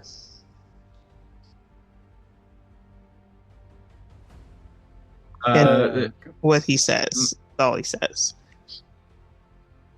Mind you, this is your turn. Is there any action you're wanting to take right now? I mean, all of my actions are going to end up splattering acid all over the place, and Chuckwall wants to be very mindful of that. So you do see that the acid damage that is occurring to the room, while very present, is not anything that is irreparable. It was more so me trying to intimate that it is acidic in nature and that it could possibly damage a metal weapon if you used it, rather than trying to make a mechanic where it's going to damage a room if you continue combat. So apologies for that. I guess I could try and strike it again with my my walking stick. Okay. The same one. Okay. Go ahead and roll to hit. Oh, I don't think that's going to hit anything. So that's going to be a 10. That actually hits. Oh, These guys have really low armor class. cool, cool. Let's roll for some more damage. Oh, that's max damage. Nice. So that's gonna be 12. Nice. How do you want to do this? Oh yeah. Let's go. So Okay. basically, he's going to as he's thinking, but he's also trying to make sure that okay, we need to get rid of these things. But I'd also like to catch one in a container and not mess up Porthos's room. But he is going to do a small jump, boom, strike at it with his walking stick as hard as he can. And he felt like his attack was a little off, but it appears to have done the job. What do we see? So as you strike the ooze, it sort of flagellates for a moment and then goes inert and just puddles. Does And the puddle corrode anymore? the acidic aspect of it seems to have declined in potency with the death of the ooze. Cool beans. All You get right. the sense that if it sits there for a while, it may eat through the floor, but it's good for now. Okay. Then I am going to now. Two of you, I know for a fact, have played monks, so please help me out with this. Because I would like to flurry of blows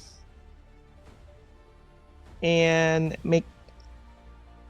Oh crap! Okay, like I'm trying to read this because it says make 2 unarmed strikes, and I'm like, but this says flurry of blows. I would like to do that. Yeah, just roll two d20. Yeah, roll So two attack rolls. A regular monk gets 1 unarmed strike. Flurry of blows is 2 unarmed strikes on your bonus action. Mhm. Ah, cool beans, and I spend a key point on that. So let me make sure I boop that. He wants to make a meatball. Alrighty, so that's gonna be one's gonna be a 10, one's gonna be an 11. Ooh. Both of those hit. Cool, cool. Roll some damage. Roll some damage. Do it. And is a D4 for each one? Yes, I believe that your damage dice at this level are a D4. It's been a hot minute since I played a level 3 monk. 6 and 7. 6 and 7. All right. Um, And this is Right. all towards one particular block creature. Blah, blah. the second ooze, I Yes. assume, since the first one is inert. Okay. All right. Is that your turn? That is my turn. All right. Ka, what do you do? I am going to, seeing that what I had with my shit talk had affected the other. I've kind of gotten bolstered a little bit, with everything, and so I'm gonna look at that other one and go, "You see what happened to that one? You see what happened to that one? This is gonna happen to you right now." And then I'll do the same. I'll cast Vicious Mockery. Wisdom saving throw. Yep, 14. Bro, these dice love you. That's a nat 1. Roll damage. Oh! Snap. Emotional damage. Yes. And that's max damage. Oh no! What is max damage on Vicious Mockery? Remind me. So it's 1d6. So I rolled a 6. Nice. This ooze is barely holding it together. Do you have any bonus actions or anything else you'd like to do on your turn? Yeah. So as a bonus action, I'm gonna look at the creature again and say, "Oh, bet that hurt, didn't it? Bet that hurt, didn't it? Bet that hurt, didn't it?"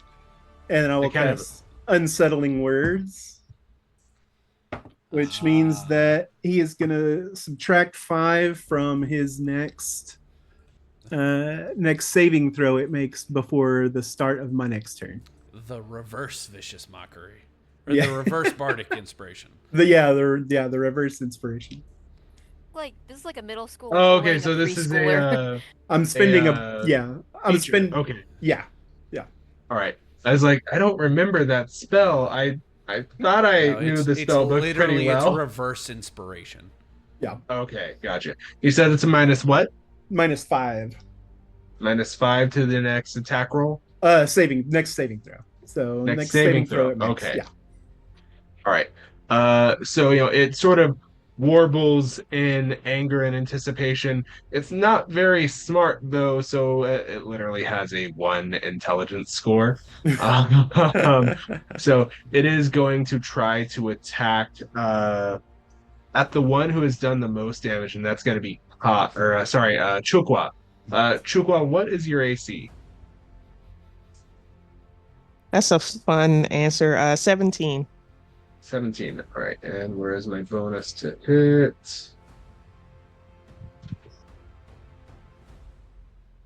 And it sort of launches a pseudopod out, and Chukwa is able to very much. I'm trying to remember the.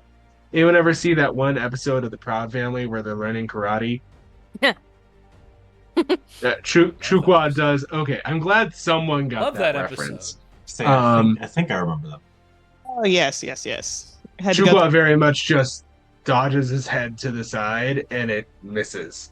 I think I only get 1 attack with these guys. Yes, I only get the 1 attack. So we will go back around to Chukwa. Cool beans, and we'll strike this dude again with my walking stick. Swack. That walking stick. Whack. So that's gonna. What are you doing? Stop that. So he's gonna horrendously miss with his walking stick. What'd you roll? And 1 Okay, yes, you do miss. plus 6 is 7, but still. So, fun fact: if you had rolled a 2, you would have hit. Oh, damn. Well, that's why we have bonus actions. Yes. bonus. So you go to strike with your walking stick. Porthos, roll a d20. Oh God. Oh.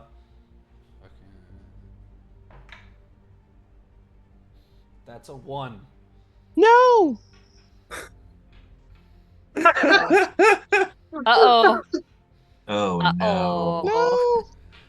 What am I? The dice did this to you, okay? I did not do this. The dice did Dice this. ain't warmed up yet. I I'm in haven't- danger. So you go to strike and you overextend and you hit the workbench. Porthos. No. Feels a disturbance in the force. He does feel the disturbance in the force. We'll find out what exactly has been broken or sundered whenever Porthos comes to investigate the damage. Oh. So just know that is a consequence to this action. Chukwa, if you would like to use your bonus action attack or anything else, are you doing a flurry of blows or just a standard bonus action? You know what? I'm gonna keep it safe and go on and do the flurry of blows. I will tell you, these guys do seem, or this guy does seem like it's on his last legs. He's taken 19 damage, and you saw that 24 damage was enough to take out the other ooze. Well, with an unarmed strike, that's gonna be the math is gonna be a 21. Okay, that strikes, or that hits. And that 1 strike is going to give us max damage, so that's 8. Again, how do you want to do this? So it evaded me, and out the corner over here, mind you, his eyes are still closed, but he knows. It's somewhere floating over there thinking it got away from me, and thwack. If you've ever seen me strike at a gnat, that's what just happened. whack, you strike it. You do feel a bit of tingling on. I forgot to mention this. Whenever you hit it with the unarmed strikes, you do feel a bit of tingling. You feel as though if you had left your hand in there, you would have got a very nice chemical peel. Oh yeah. As it is, it's definitely like little, like you just had a paraffin wax treatment. Um, Now, given but that he's a turtle, I'm sure that, his thick skin helps some, but he does think about it. And it's like, I should not have done that. and then the second gray ooze is rendered inert. Are those all the gray oozes? Those were the only two grease stains you saw in the area. And I do recall you had both rolled very high perception. Mm-hmm. So as that last one goes splat, you see Ka literally scale up her back up on her shell and go, "Yeah, sucker!" And then go, "That was awesome." Chukwa smiles, but then he also turns and looks at the workbench. He will not like that. Oh yeah, that was not me either. That was not me either. I did not do that. And he's going to communicate. We have thwarted the ooze. And I would like it on record that I did not destroy your room. So what is It was the ooze. And what is everyone else's reaction to hearing this over? The ooze did what to my room? Oh, y'all are a bucket of fun, huh? The ooze broke your bench and put stains on the wall and on the floor, and that was not me. I did not do that. Chukwa would like to take this time to find a beaker that hasn't been broken and try to collect some ooze in it. Easy enough to do. You go to collect a bit of ooze, and it's odd that while yes, it is an ooze, it still is very much. Have you ever heard of a self-pouring fluid? Mm-hmm. Yep. So it's a fluid that if you go to pour even a single drop out of it, the rest of it will pour itself out. So it's you're unable to really separate an individual piece from the ooze to get into this container. You imagine that you would need a larger container that would be able to hold the entire thing. You may have seen something in the cargo hold at one point, but we are going to cut away from Ka and Chukwa for a moment as we go to Porthos and Dante in, I believe y'all were at the bridge area? We were at the bridge, yes. Yes. Right, yes, and then yes. Castanet and Evangeline were going to the armory level, correct? Yep. All right. So after we come back from break, we will go into the armory, where oddly it's very dark. You get the sense of. I'm sure everyone here has seen Alien. You get the sense of the scene of where you're going through the air conditioning ducts to try to find the xenomorph. Except it's not a xenomorph, you hope. And that is the scene that we see Castanet and Evangeline in as we cut to break. Alrighty. We are going to be back after a brief little bit. We're gonna take a bio break, get some drinks refilled, and stretch our legs. We'll be back right after this. Hey, we're back. Thank you everyone for being patient. We are all human. We need refreshments like water. Water is important. Bathroom breaks and to stretch our legs. So we appreciate you all being patient as we took a quick break, but we're back, getting back into the action. Cody, the floor is yours. All right. So when last we left off, we were in this very alien xenomorph-esque environment of the dark and dimly lit armory room or armory deck, I should say. Um, Castanet, Evangeline, what are you guys doing right now? Looking for a light. For what? I don't. A light, a torch. Um,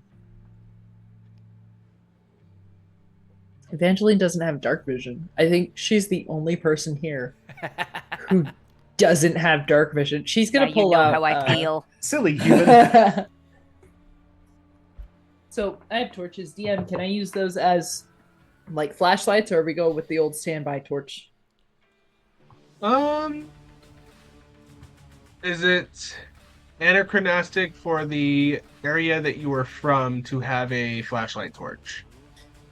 It would be more, those old timey like actual oil Like- lamp like torch lantern. Like a things. kerosene lamp. Yeah. That would be more appropriate. Yes. Okay, so that's what you have. Okay. Dope. So she just pulls out this, like, she digs around in her back, in her side bag, and pulls out this lantern and just lights it real quick. That's better. Roll me a perception check. Yay! Glad I lit the light.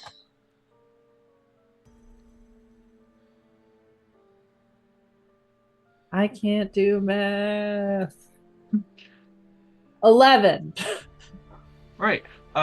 So you don't see anything offhand. Castanet, you do think that you hear something like squelch off behind you to your right, but as your head does the weird mantis 360-degree turn thing, nothing there.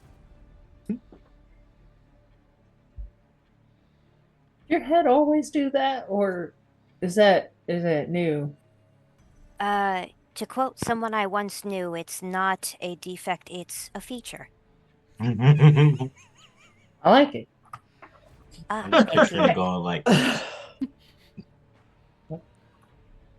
All right, well, let's find these damn things before it gets too late. So the lantern is now shedding a small area of bright light and then a slightly smaller area of dim light outside of that. Um, Give me an investigation or perception check. Okay. Both of us? One of you can roll with advantage, or both of you can roll together. What The do you wanna do? advantage is all yours. All right. And I mind you that you have received a notification through Castanet's Memento Mori that you are dealing with oozes. So you sort of know what about you're looking for. Okay, rolling investigation, that is a 17 plus 5, that's 22. Excellent. So you do see a slight trail of corrosion leading from the hole in the ground. It seems to be leading towards a storage closet, and that's where it sort of ends. Well,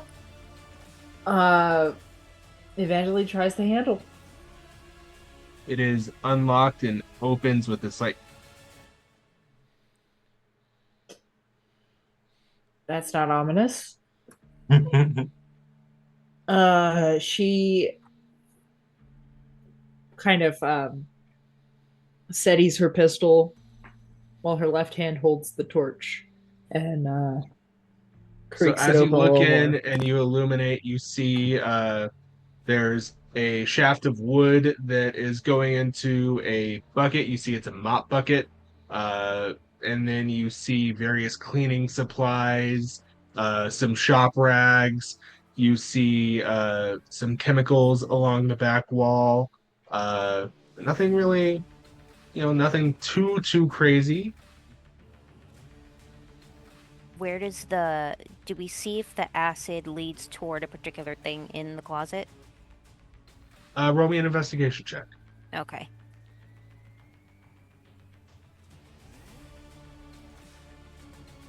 +17 +5. 22. So oddly, you do see that one of the wheels on the mop bucket, which was metal, is sort of corroded and sort of listing to the side now. And On the what? Sorry? the mop bucket, Mhm. one of the metal wheels is corroded and sort of listing to the side. And if you were to peer into it, you would see that there is a liquid, a sort of brownish liquid in the mop bucket. Okay. Okay. In the mop bucket? Yes. Yeah, I'm just gonna shoot the liquid. Okay, cool. Go ahead and roll an attack roll for me. Okay.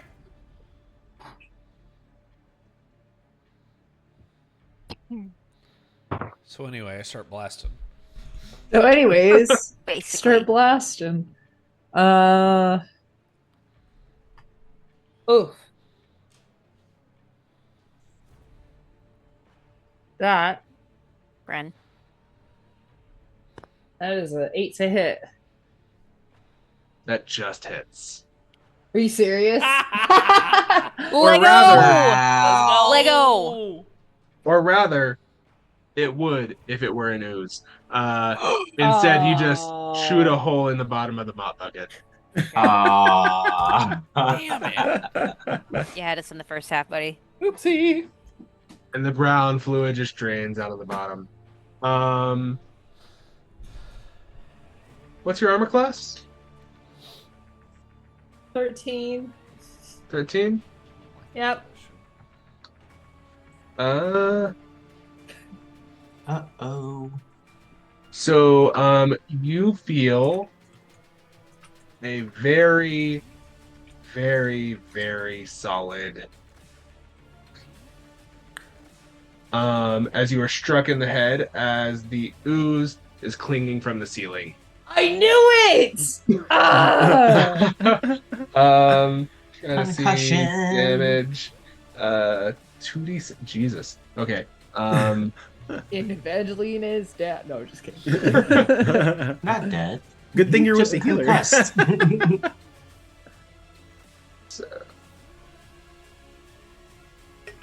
Oh, you're lucky. That's a really low roll. So you take 2 bludgeoning damage and 4 acid damage. Nice. And that is the surprise round. Roll initiative for me. Yippee. Getting message alerts, but I can't tell where they're from. I know where They're they're from. from your mind. They're from a group Okay. chat that we're both in. Castanet's I just chiming in. found it now. I am muting this for the next hour. Probably a good idea. I have a 6. I have an 6? 18. An 18, right. So that was Evangeline at 18. Castanet. I'm just gonna write Cass rather than trying to write out your whole last name on That's here. okay. That's Um, alright. That's all right. At 6. No, it's like a pimp Alright. named Slickback. You have to say the whole You thing. gotta say Um, Tribe Called Quest. I don't mind above table if you do it for short, but like in game, if anyone tries to do the nickname thing, she will not be happy. Okay. She worked hard for her Spoilers. performance name. Spoilers, okay? Where is my stat block? There we go. Oh wow, why do all of the oozes have awful like dexterity? Is there oozes? Because they're oh. oozes. That's even blob. better. So it's a good thing it got that surprise round because that's probably the only hit it's gonna get. It's going last. Evangeline, you're Okay. up first. Alright. Oh. Cool. It's above me. Yes. She's gonna panic and cast Firebolt. Nice. Nice. For a second, I thought you were gonna say fireball, and I was like, "Are we at No. that level already?" No. Not Too yet. soon, Porthos. So make a ranged spell attack against the target. Casting fireball in the armoury. So Right? strategy. It's That's like, a hold on, bold I don't move, think I Cotton. have Let's see enough if it pays off. D6s here. Those Yeah, are it's some a choices. bold strategy, Cotton. So that's a solid 10. 10. Mhm. Luckily, it does not resist or is immune to it, and that hits roll damage. Yippee! This one.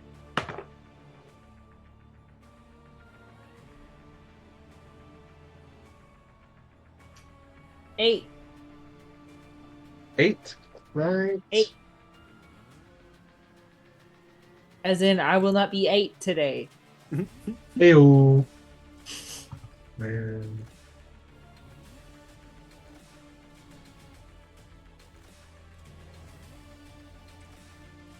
Okay. Then is that your turn? That is my turn. All right. Describe to us how you cast firebolts. You ever watched a spaghetti western with Clint Eastwood? Oh yeah. Yes. She very much like gets hit, freezes for a moment, and then just whips around and casts firebolt real quick at the ceiling where she got hit from. Like it. We love hit shooting Castanet, spells. we rotate to you. The jelly is on deck. The jelly what? The jelly is on deck. Castanet, it's your turn. Oh, it's on deck. Okay. Um, so let's see. The jelly already took damage. So, Castanet is going to take out her finger symbols on her bottom two arms and just whisper to Evangeline, "This may sound a bit strange, but trust me, it's not going to hurt you, at least." So she's going to take her symbols and use them to cast Toll the Dead. Yeah. Nice. Wisdom saving throw of 10, please. That's cocked. Oof. That's a 14, so it succeeds Okay. on the saving throw. Is there a half damage option there? Let me see.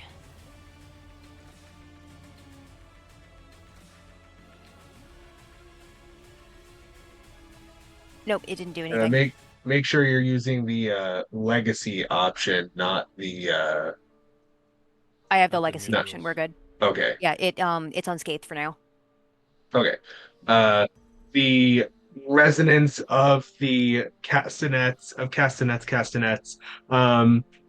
Symbols. they as it goes through, it resounds. And for every single one of you, you do feel sort of the shudder in your bones.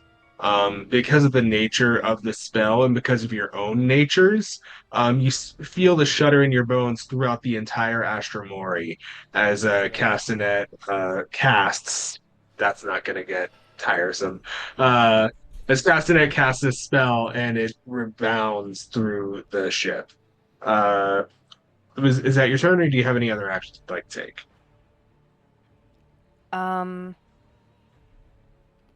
So forgive me for a moment. Toll the Dead was a full action. What do I have left again? I'm trying to You would reconcile have my a D&D versus my bonus Pathfinder. action and a free action. Crying is always a free action. What's a free action? Crying? Yes, crying is always a free action. What did you say? I'm sorry. Yep. You have a bonus action if you have anything that would allow you to do a bonus action, or you have a free action or like an object interaction. You know, if you want to like shut a door or pick up a weapon or this or that or draw a weapon. Okay. She's going to, in her free set of arms, get the Gifka out. That's going to be the pole arm. So you pull that out. And that is your turn unless you have anything else you'd like to do. Nope. All right. So now we are going to go to the ochre. Is it ochre or okra? Ochre. OCHRE? Ochre. Yeah, we're going to the ochre jelly's turn. This is a large ooze. This thing is filling the entire ceiling. And it is once again going to lash out at the only person who's damaged it, which is going to be Evangeline. Um, Evangeline, what was your AC again? 13? Okay. Evangeline, you Yep, are muted. 13. But that is going to miss as it rolls a 6. So you are unscathed. The pseudopod lashes out. How do you dodge it? Tuck and roll. Tuck and roll. You tuck and roll and you're out of the way. It's very tight quarters, but you manage to not run into anything.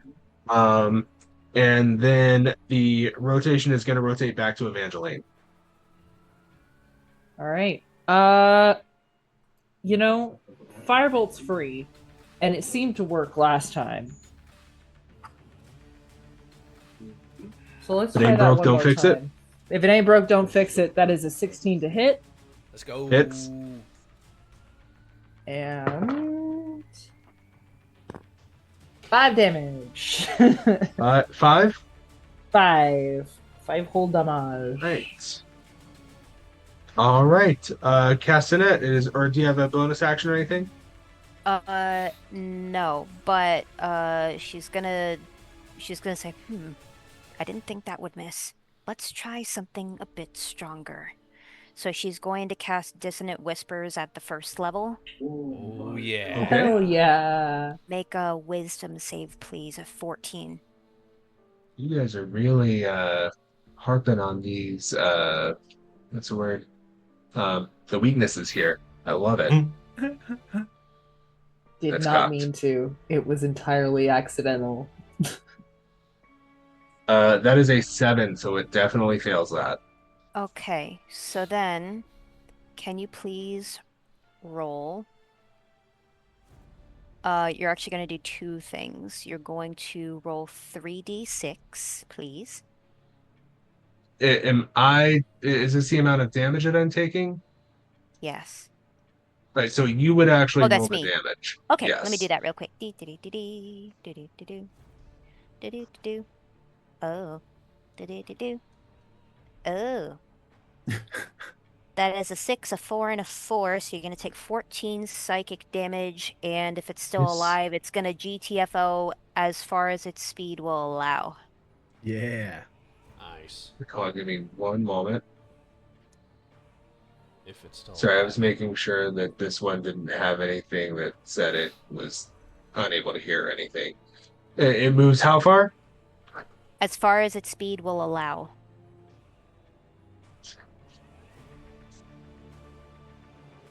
Ha!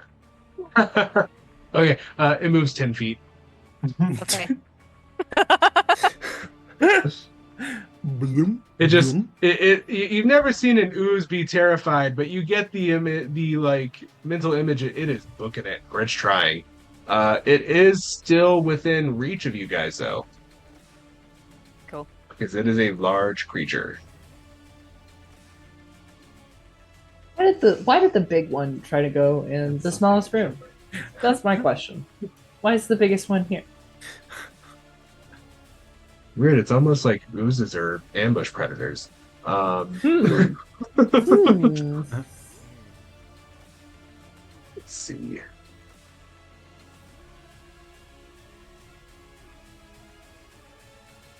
Okay, so it has no reaction. It has moved. Do you have any other bonus actions or anything you'd like to do, Castanet? Let me check a thing. Let me check a thing. Actually, yes, I would like to. Wait. I would like to. I will save that for later. Actually, end of turn. I was gonna say if she says I would like to rage, I'm gonna be like, hold on a second. Barbarian, baby. We need to talk about your character sheet. Switch. Also, Barbarian would be an interesting way to go. Right? Barbarian. A barbarian? Yes, I'd be here for that. Like the So vibes that give would Lana just Del Rey, be but a inside the brain is Rammstein. Yeah. rock Yeah. star, really. All right. Yeah. A metal Um, dude, yeah. Absolutely, absolutely, yes, yes. Well, yes, I know yes. who I'm multiclassing as later. Totally here for it. Let's go. All right. So the ochre jelly is going to now because it sees there is a bigger threat. It is going to attempt to attack Castanet. Castanet, what is your armor class? Oh, no. 15. 15. Doesn't matter. Because a 6 is definitely not going to hit that. Um, She's gonna uh, matrix bend so out the way. I don't. Imagining the like insectoid body just Yeah. doing that. Ick. And she's a Um, dancer, so she's very flexible. uh, You're sorry, welcome. hold on. Someone is asking. This is me gonna if do I'm- numbers on Tumblr. I can't wait for the fan art. Right? First, it's gonna be Porthos with his cannon, and now we got Cass with. We already got the Montero Matrix reference. We're like bending. halfway there. We're Oh halfway my there. goodness. This is, A you ever bar- get a Bob running headache down just the pole. right here? It's gonna be interesting if we had potentially a barbarian and like a battle stripper or something. Yeah. Oh my god! We've had a host assassin on the podcast before, so The host assassin. yeah, we've I love that. would not be out of the realm of possibility, is what I'm saying. Oh, goodness. Sorry, give me just a moment. I'm responding to a message. All right. Okay. It was the ochre jelly's turn just now. It whiffed as Castanet matrix bent out of the way. We circle back to Evangeline. And Yeah, then if it ain't Castanet's broke, on don't deck. fix it. Well, I say that. Yeah, if it ain't broke, don't fix it. 19 to hit. 19 does hit. And God, I would hope so. 5 damage again. 5 damage. Okay. Sorry, mathing. All right. Also, let me check one other thing in just a moment.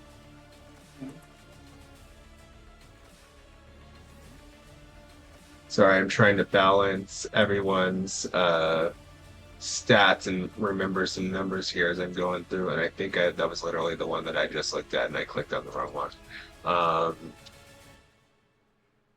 Okay, cool. And then...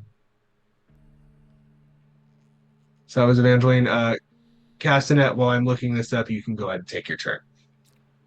Okay, this time she's going to lash out with the Gifka and let's baton twirl it around and then aim for a slash at Leuz.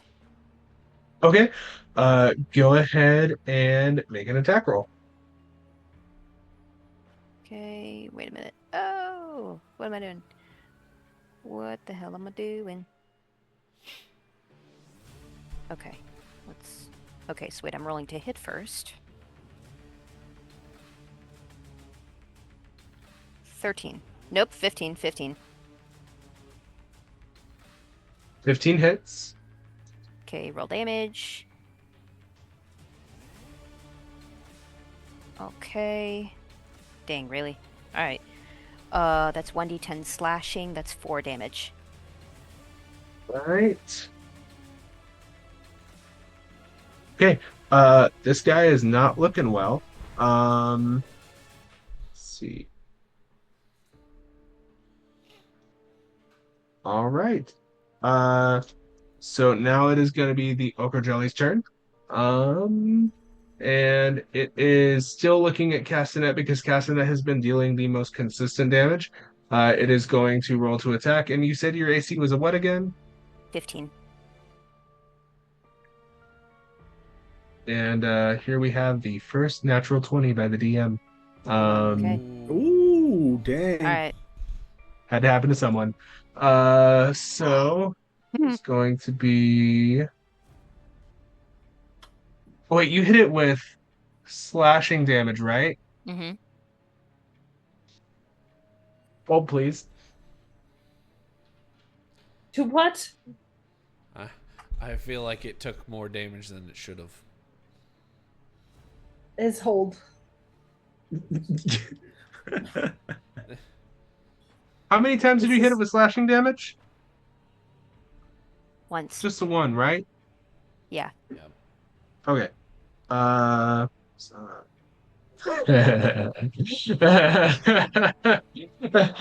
um, it splits in two, Oh. Okay. God. Alright. and Legend. One, the there Legend of Zelda. it did take a little bit of damage, but there are now two medium-sized ochre jellies in front of you. Okay. So sorry, now I have to split their initiatives. And I have to redo math because that's how math works. Cody's doing math. Live on the stream. Okay. Math check is brought to you by Collected Comics and Games. Because if you need a stat block, they have the books for you. Yes, they do. So we have that sorted. Now you have the two medium-sized ochre jellies in front of you. The first one is going to hit you with that natural 20 that we were talking about. Actually, you can are you roll going- that again? I have an inspiration die. So inspiration die only work on your rolls. Dang it! Frick! However, hold please. Okay. I'm going to look at your spell list here. Okie dokie. You did not take the one spell that would have gotten you out of this. Yeah. Oh well. Oh, And someone else has it. I'm sure someone else has it. I'm Oh, gonna I know look they at do. Evangeline's They're spell just not in list the and room. see if Evangeline has it. Oh no. Evangeline does not have it either. For those who haven't picked up Silvery Barbs, wonderful spell. Unfortunately, Castanet did not take it. That natural 20, the inspiration you have only works on your dice, unfortunately. Okay, no problem. I wish it did work that way, because otherwise I would have used the heck out of it a couple of times in my Curse of Strong campaign. Sorry, I'm trying to find the damage again. Need 2, 3, 4 of those, and then 2 of these. Great. So you're gonna take 8 acid damage, Okay. and did I do that right? Yep.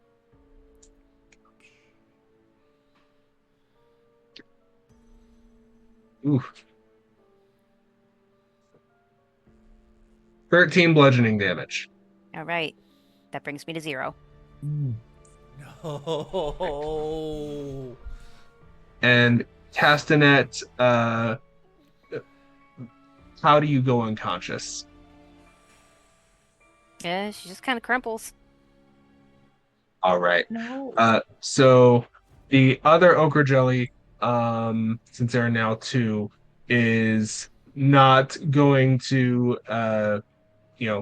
beat a dead bug. You're not dead. You're just in death saving throws. Calm down.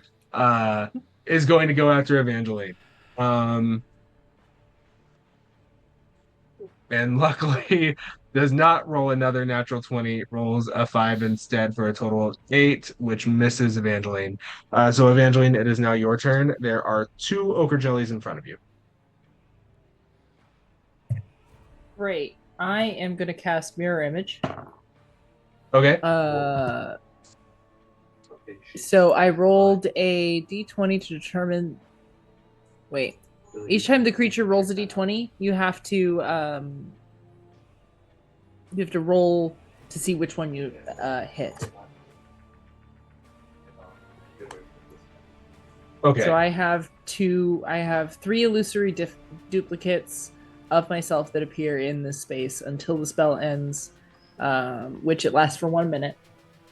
The duplicates move and mimic my action shifting positions, so it's difficult to tell which one's real. Okay. And is that your turn? That is my turn. All right.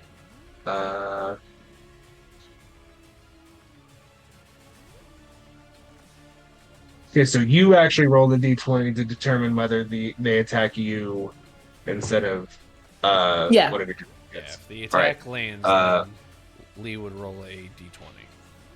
Gotcha. All right. So first Okerdrelly is going to attack, and it's going to miss as it rolls a 2. The second Okerdrelly goes to attack, and that is going to hit. Roll a d20 to see if it hits in one of your mirror images. It does. All right. It hits one of the So mirror it images. strikes through the mirror image, and if Chukwa were there, Chukwa would remember what a mirror image looks like as it dissipates. But you do see just the mists as it dissipates. And it is now once again Evangeline's turn. Oh no, I don't have anything to get Castanet up. I'm so sorry. Oh, I'm sorry. Castanet, roll a death saving throw and DM me the result. Okay.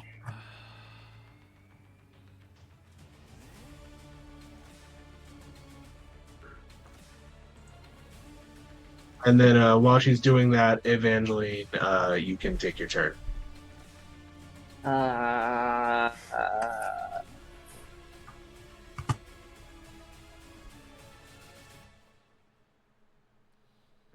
Okay. It's a natural 20 on a firebolt. Woo! That hits. And oh shit. 10 damage. How do you want to do this on the first one? Oh, seriously? I want her to step in front of Castanet and just fire one off real quick. Nice. So you fire it off, and the jelly is still clinging to the ceiling. It sort of twitches and falls. Right. So Castanet, again, one more death saving throw and DM me the result. And then the remaining ochre jelly will take its turn and attempt to hit Evangeline. Evangeline, does a 16 hit you? Yes. All right, roll a d20 to see if it. It hits me. All right, so it actually does strike you.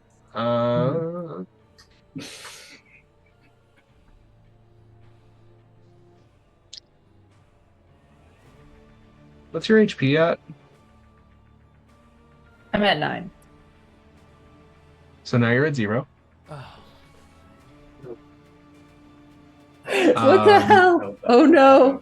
So you took 10 bludgeoning damage and 1 acid damage.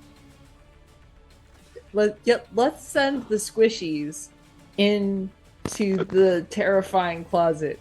That sounds great. That's a good plan. I want to remind you, y'all split the party, okay? I just showed up here, man. Right. We're gonna pause on that. So that was round 4, right? something Yeah. like Yeah? that. Okay. I think. I think so. So everybody heard the first gunshot. Did anyone want to react and move towards the gunshot, or I would I'll think leave that that to y'all. Chukwa. Yeah, I would think Chukwa and I would have moved because we've already 100%. dealt with our so fellows. Chukwa and Ka, we are going to keep your initiatives if that is fine with you. Cool beans. Right, so Chukwa was at a 21, Kaz at a 14. Uh, you guys roll up right after, we'll say right after Evangeline goes down, but before Castanet's turn. Um, so you roll up, you see the pseudopod strike Evangeline in the jaw, and she crumples like a bag of potatoes.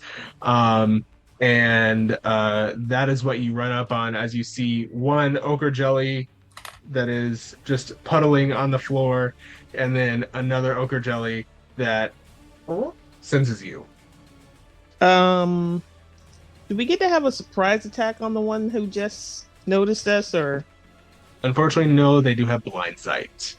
Okay, cool. And this one was not in a resting state like the ones you encountered in Porthos's room. Okay. Well, I'd still like to bop him with my walking stick. Bop Okay. 'em. Roll 2 hits.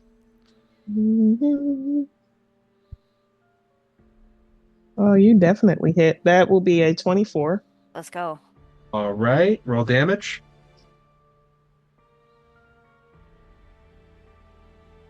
Cool. That is 9. How do you want to do this? Damn. So the one I just struck is the one who noticed us coming in. Yeah, Oh, that's yeah. the only one remaining. Oh, okay. Okay. Well, as he's turning, what he sees is this walking stick descending upon him. Swat. That's the sound it makes. As Chukwa runs in, has a split second to see that these two are down, and there's this blob ooze. He takes it out, and he doesn't dwell on that for very long. He immediately is going to go over, and I would like to use Spare the Dying on the both of them. Okay. Let me look at. Well, actually, before we do that, because of the order of events, would Ka like to take an action or turn? Yeah, so I'm gonna see that Castanet is on the ground and say, "My band!" And I'm gonna run over and try to stabilize her. Okay. Roll me a medicine check. And does anyone remember offhand the stabilization rules? They're escaping me at the moment. It's a 10, right? Yeah, it's above a 10. Yeah. What did you roll? Yeah, that's a 22. Sheesh. Okay. Castanet is now stable. Castanet, you no longer need to make death saving throws, which is really great because we all Good. know you were one away from being permadead. Holy. I knew it. My- I knew it. Your poker face was too tightening. good. And the thing was, the Good. damage that I took was exactly enough to get me to 0. I was like, man, if he says 13, I'm gonna piss. If he says 13, I'm gonna piss. Ugh. um. Oh my. Okay. Thank you. Nice. So you are now stable. So Chukwa rolls up, or it rolls around to your turn, and you said you were going to cast Spare the Dying. Mm-hmm. So now Evangeline is now stable and does not need to roll death saving throws. What does it look like when you cast Spare the Dying? I am imagining Kung Fu Panda 3, Master Uwe specifically, or I think it was anyway, but reviving a flower. And what it's the pandas that do it, sorry. Yeah. That kind of like transfer their energy over to Evangeline. So you do see this like warm chi, ki energy go into Evangeline, and her breaths, which were erratic, begin to stabilize and become regular. They are both at 0 hit points though, which means you are currently unconscious. If you get the idea that if you go up to the bridge level, there is a medical bay that you did not explore. You get the sense that there may be something in there that can help them, but you're not entirely sure just yet, or they may just need rest. I am. So Before we go, may I use healing word on Castanet? oh, absolutely. You can use healing word all you like as long as you have the spell slots for it. Awesome. I have the exact spell slot for it. So I'm going to do that. I think while she's doing that, I think I'm just gonna bolt and I'm gonna run. Like I'm gonna basically run straight to that med bay to go see if I can't find something to help out Evangeline. Max Okay. HP. So you got 7. I think you may be looking at the 2024 um Well, thing see, I for only healing get word. first level. Right. Healing word oh, I see. I was looking at the wrong one. My Yeah, apologies. 7. I got So the legacy. Castanet, you gain 7 HP and you are now conscious.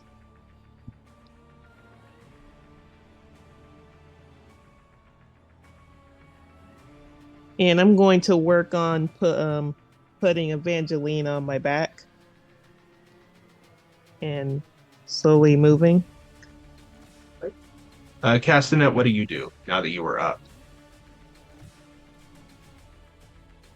Castanet, I think there's you no are sound coming from muted. You're muted. Or your audio's dead, or you're disconnected. Did your We have no cat audio. chew your headphone cord? Oh no. Not It again. happened one time. Wasn't me. Ka! I didn't do it. Oh my gosh. It's not a ball It's of not a good stream yarn. if there aren't technical difficulties. Exactly. That's always the case, isn't it? Hello. Hello. Hi. Hello. Yay! Great. I Yay. did nothing. It's you're very faint, but it's better. Yeah. And what? Hello? Hi. Better. We There That's we can hear go. you. Yeah. We can hear That's you. so weird. Whoa, Okay. technical difficulties be upon ye. We're good now. We're good. Podcast We're You have good. been anointed. difficulties. Okay, It so was the slimes. she's gonna get up, reorient herself, realize, wow, I almost died again. Again. And you just kind of hear that was most embarrassing. Let's get the other one healed. No worries. As Chuck has Evangeline on his on his shell and making his way towards the medical bay. Castanet, did you want to use a spell or anything to heal Evangeline, or were you going to wait to see what's in the medical bay? Do. So Evangeline's still at 0, right? Yes. Okay.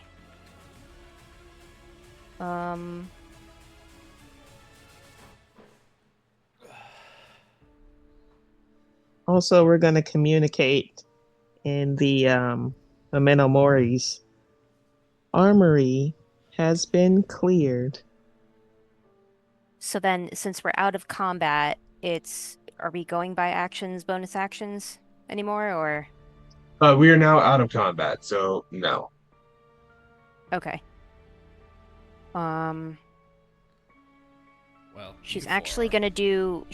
gonna reach out and tap Evangeline and do cure wounds at the first level. Nice. Right. Go That ahead heals and for roll. 7. All right. Go ahead and roll that. Or oh no, you already rolled it. Duh. Yeah. You're good. So Evangeline is now up with 7 HP. Woo. Yay. Yeah, Evangeline, you're Butt muted. pucker. Whew. Yeah, sorry. I've There we got go. the boyfriend in the room with me, so I'm trying to be respectful of everybody else's stream. Hi. Roger. Yeah, my chest doesn't hurt after that. Yeah.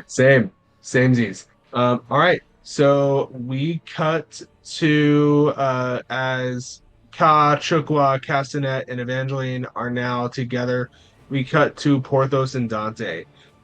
You guys were exploring. You did hear the gunshots, but then you also, as you were about to start headed that way, you did hear from Chukwa that the armory is secure. Excellent. Awesome. So give me perception check. Whammies, no whammies, no whammies, no whammies. I gotta pull up my own sheet. I clicked the wrong button. I got a 5. Said perception. Can I Yes. make an argument for investigation? I will allow investigation Thank God. That is a 17. because I am a benevolent god. You're a kind of okay. benevolent ruler. Yeah. I'm a benevolent ruler. Some of you may die. 17. We already on took care of that in investigation. episode 1. She was only okay. mostly Yeah. dead. So you guys go into the Medbay?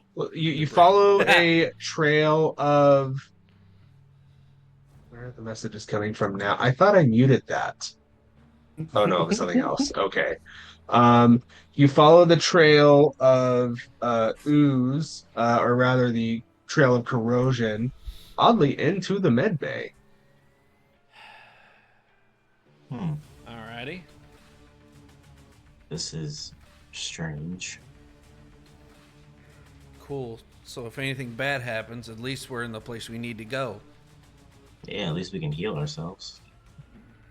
So you do see the lighting is also very dim in here. It seems as though something is up with the wiring, or maybe the arcane lighting, or maybe it's just the DM needs a reason for it to be dark. Luckily, DM, I never get to say this because it's always on the opposite foot. I have dark vision. I have great as well. Hey. DM, I have Hell vision. yeah. Double dark vision. Dark vision. So you do see all the shadows in the room, although you can see clearly. Everything just looks very black and white in this room to you.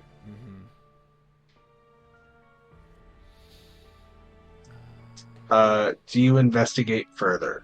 Yes. Yes. All right. You can roll me an investigation check. Both of you can roll, or one of you can roll with advantage. I think Porthos has advantage with investigation, if I'm not mistaken. Alrighty, I'll take it. Whew, damn. That's a 25. Let's go. All right. So as you're going through, you do see under the bio bed, there's that shadow looks weird. It looks darker than it should be.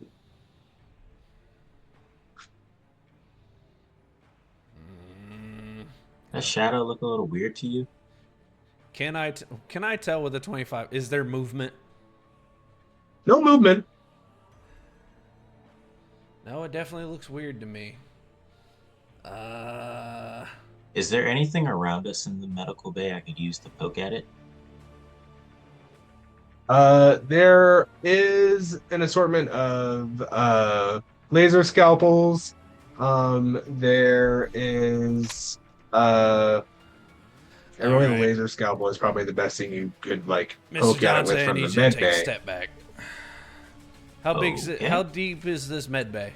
Give or take. We'll say it's 20 by 30. Beautiful, because I'm gonna drop something in the center of it and get just about all of it. I'm gonna drop fairy fire. Ooh, nice. Right. Give I me need a just dexterity moment. saving throw from whatever is in this room, as Porthos takes a small, kind of looks like a little gear, like a flat, like almost washer, and he tosses it across the room. It skips once, twice, and a bright light bursts out of it. Okay. Set a dexterity saving throw. Dex save, please. Against a 14. let me look at the text on Fairy Fire. Give me just a moment. Faerie, right? Faerie. Yes.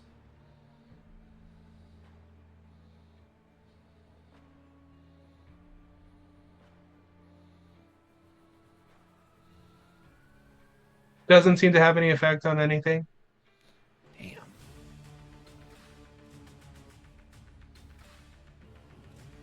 Says affects creatures, objects.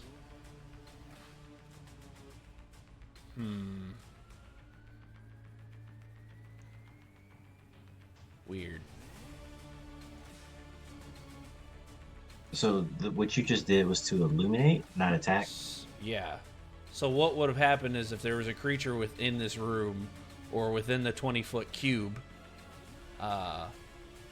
if it didn't dodge out of the way, it would be basically illuminated and would not be able to be invisible. So, after the flash of light clears down, you do see that the extra darkness is no longer there. Oh. Hey, Porthos, what's your AC? 17.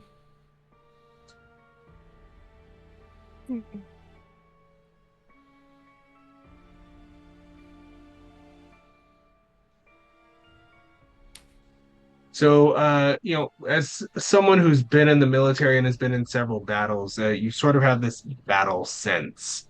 You sense when something is going to be off, and there's this tingle right at the base of your skull. Your head moves to the side as a pseudopod strikes from the ceiling. Huh. Weave. You are now looking at a black pudding. Say that one more time. A black pudding. Very well. Roll initiative. Yes.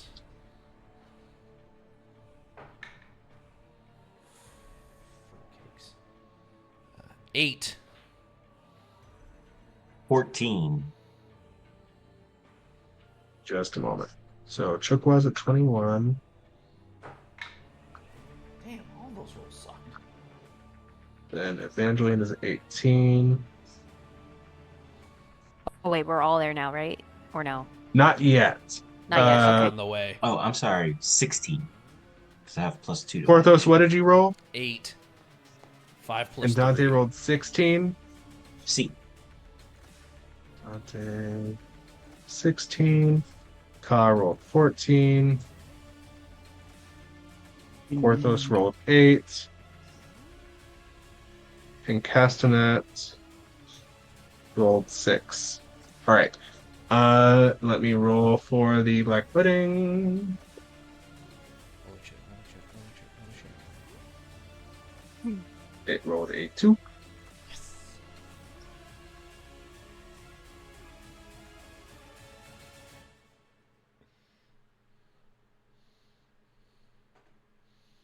Right.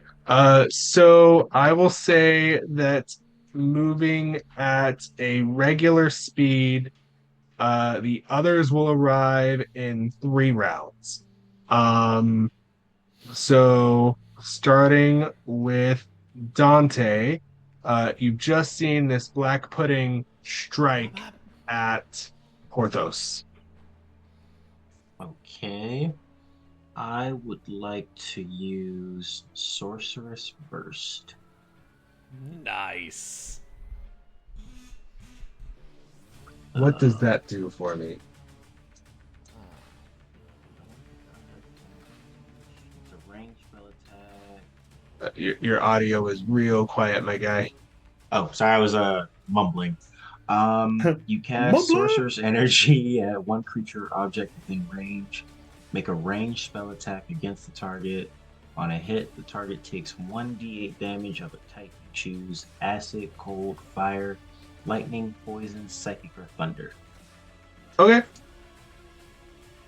Send it. So, Full send. alright. Alright, I will roll my d8. Release the salvo. Oh no, I dropped my die. Not the die. I think you got to roll to hit first. Oh, right. Trust me, I literally almost did the same thing. That's a 5. So I don't get any 5? modifiers on that one, right? Yeah. Hold on. Let me pop into this. Said it. Sorceress what? Sorcerer's Burst, I believe, right? Sorcerer's Burst. Sorceress burst. Yeah, Sorcerer's Burst. I'm pulling up his sheet. Oh, no, I get You get a plus plus 5. 5. So that's a 10. Nice. Oh yeah, that'll hit. My man. Roll the damage. You know what? I'm just going to go grab another D8. Give me 1 second. Did he lose the D8? His D8 vanished One on him. 1,000. 1 Mississippi. 2 Mississippi. 3 Mississippi. This is more than 1 second. Where is he? Sounds like we need more dice. Yes. Yes. 1. I believe If only there's we a knew somewhere. sponsor for that, right? If only there was a website, a Facebook, and an Instagram for more dice when we You know, need it. I think I heard about that. Is Please, it ST Way tell me. Gaming? ST-Way Gaming is the place. You don't say. I think it's Oh. ESTY, right? Correct. They have a Yeah, Facebook. They have an Instagram. They have an online store. I just got paid. Well, looks like we're What getting would- dice. It is the first of the month. A lot of you people, first to the 15th. Damage is going to be a 4. Nice. What kind of damage? I'm going to do fire damage. Nice. Fire damage. Very good choice. Oh, you said 4? Yes. Right. Can we open multiple calculator windows? Is that a thing? Yes, you can. If you want to open another window of the same program, if you hold down your left shift key and then left click on the icon that's in your taskbar, it will open up another window of that same application. Nerd. Nerd alert. So, Computer hold Thank you. on. Thank you I've for been saying using computers for 25 years. Hey, learn And I did something new not every know day. that. Amateur. Yeah, Tooler. I feel like it now. Okay. I Rocks fall, literally everyone found that out by dies. accident, so Again. don't even worry. Yeah. Rocks fall, everyone dies. Again. End of campaign. Bye. Yeah. All right. Okay. So that is Dante's turn, unless you have a bonus action. Dante is gone. Nope. No bonus action. Sorry, I found my die. Okay. No bonus action or free action you want to complete? Nothing that is applicable right now. Right. We are then going to go to Porthos. Okay, I need. What are we doing? I need the DM to verify something for me. Okay. Yes. I have a fun ability that says, if the target has not taken a turn yet in the current combat, has it taken a turn in the current combat because the attack before we rolled initiative? So that was a surprise round. I'm leaving this up. What's to the you. ability you're wanting to do? Surprise attack. As a bugbear, I get surprise attack. If you hit a creature with an attack roll, the creature takes an extra 2d6 damage.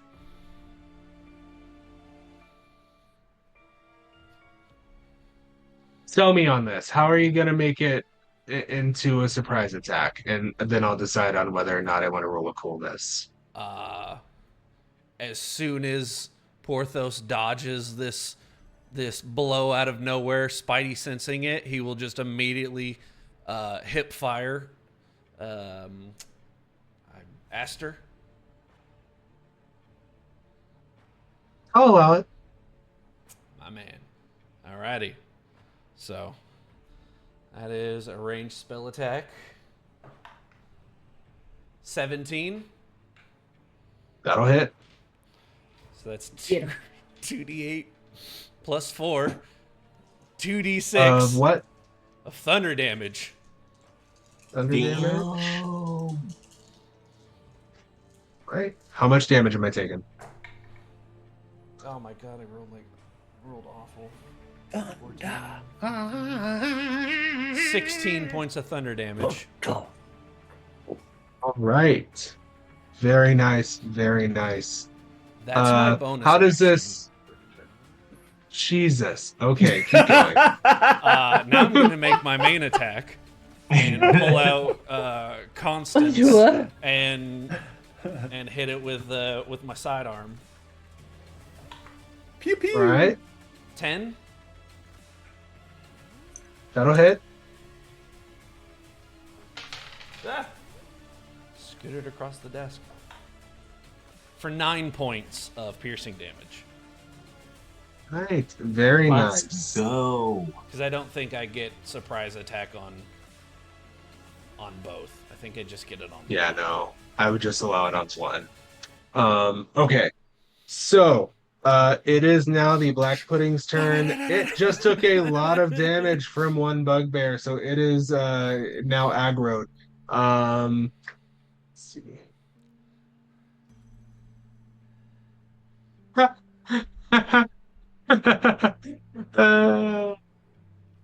The dice tell the story. I did nothing. That was close to the clown laugh, and I don't like it.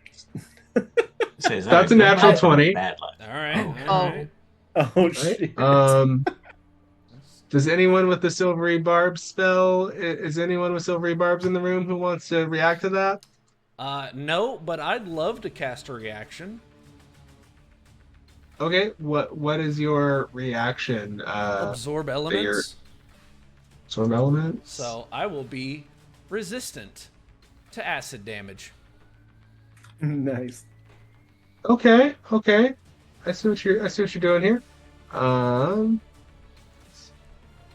So it is. I don't even think I have enough d8s for this. Oh, I do. Wonderful. Well, for me, not for you.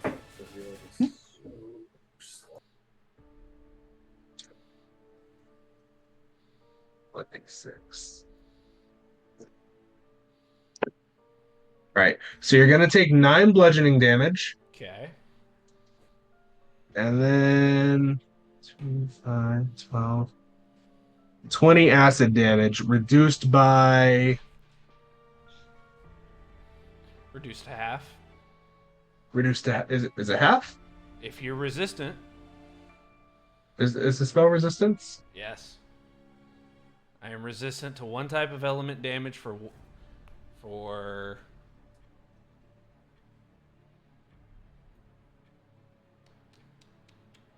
says Okay, nice. It is sorry, I was looking at the other part of the spell that was referring to the you have resistance to the damage that triggering you damage until the counteract. start of your next turn.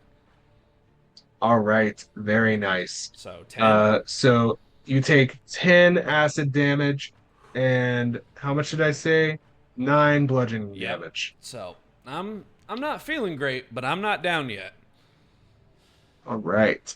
That brings us. That was the first round. 2 more rounds until the rest of the party shows up. That brings us back to the top of the arc, and we're back at Dante with Porthos on deck. Alrighty. Okay. So just a quick question. Since I had bolted before they left, would I get there one ahead? I'll allow it. Especially with my speed. I'll allow it. My Okay. man's fast. I turned my zoomies on. The zoomies came in handy. Zoomy's powers activate. Exactly. The true secrets of the orange cat. Yes. Speed. Alright, this time I think I'm gonna cast Chaos Bolt. I get to hurl an undulating, warbling, massive chaotic energy at one creature in range. Make a ranged spell attack against the target. On a hit, the target takes 2d8 plus 1d6 damage. And depending on the D8 that I roll, or the first one, or depending on which D8 I choose, that depends on which type of damage I do. So, yeah. First, let's roll to see if I can actually hit it. All right, that's going to be a 15. Nice. That'll hit. Awesome.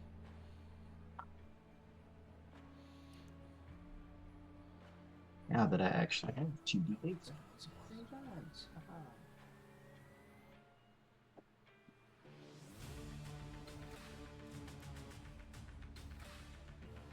3 and a 7.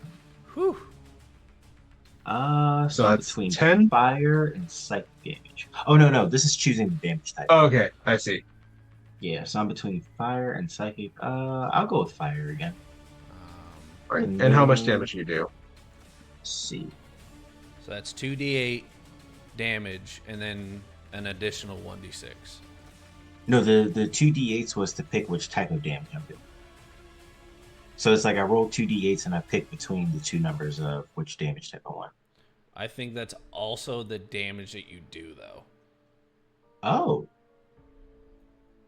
Okay. Cool. Choose one of the d8s. The number rolled on that die determines the attack's damage type shown below. So it's you do it both at the same time, and you also roll an additional 1d6. Yeah. I got a 6 on my d6. Let's go. Nice. And what were the numbers that showed up on your d8s? 7 and 13, or 7 and 3. 7 and 3, so 10 plus 6, so 16, and it was what? Fire damage. 16 fire damage. All right. All right. How do you want to do this? My man. Yeah. Let's see. I want to kind of bring my hands together, like I'm trying to push something together, but there's like an invisible mass or force, and then you just see this energy start to form and pulse and just kind of get bigger and bigger until I just release it at the creature and it just explodes in a fury of fire. Nice. So the creature fizzles and burns, and the black pudding drips to the ground. And this seems more corrosive than the other oozes that you fought, or you would know that if you have been there. And then, so actually, Kai, you would be running up behind them at this point in time, which is great, because you see the ochre jelly hanging from the ceiling behind them. Oh crap! Yay! Behind. Told y'all there were 6. You did. So that's 4 down. 5. That was number 5? That was number 5. That was 5. That was Yeah. number 4. What? What? 2 at the bottom. Right? The 2 gray oozes. Yeah. Yeah. The 1 ochre jelly that split into 2, but it was 1. Oh. Oh, right. The black pudding. And now this ochre jelly. That's 5. This So is there's 5. One more. There's one There is more. one more somewhere. One more floating around somewhere. God damn Right. it. So Ka has pulled up. Yes. So am I in initiative now? Is it Yes, yeah, Like you an- are now in initiative. okay? And the ochre jelly is on deck. Or sorry, Okay. Porthos is on deck. Okay. I am going to slam to a stop, probably about 15 feet from it. And I'm gonna look at it and I'm gonna say, you know, you really should just jump down and leave the ship. And I'm gonna cast suggestion. Okay, interesting. Let me pull up suggestion. It'll be a wisdom save of 14. That'd be crazy. We just ask it to leave and it just We jumps out. just tell it to leave and it goes. Like, Hey, can you okay. like not? Yeah. So here's the thing. Suggestion says you suggest a course of activity limited to a sentence or two and magically influence a creature you can see within range that can hear and understand you. Mhm. Creatures that can't be charmed are immune to this effect. Ochre jellies are immune to being charmed, Oh, dang. so your spell All right. fizzles. No. Ah, dang.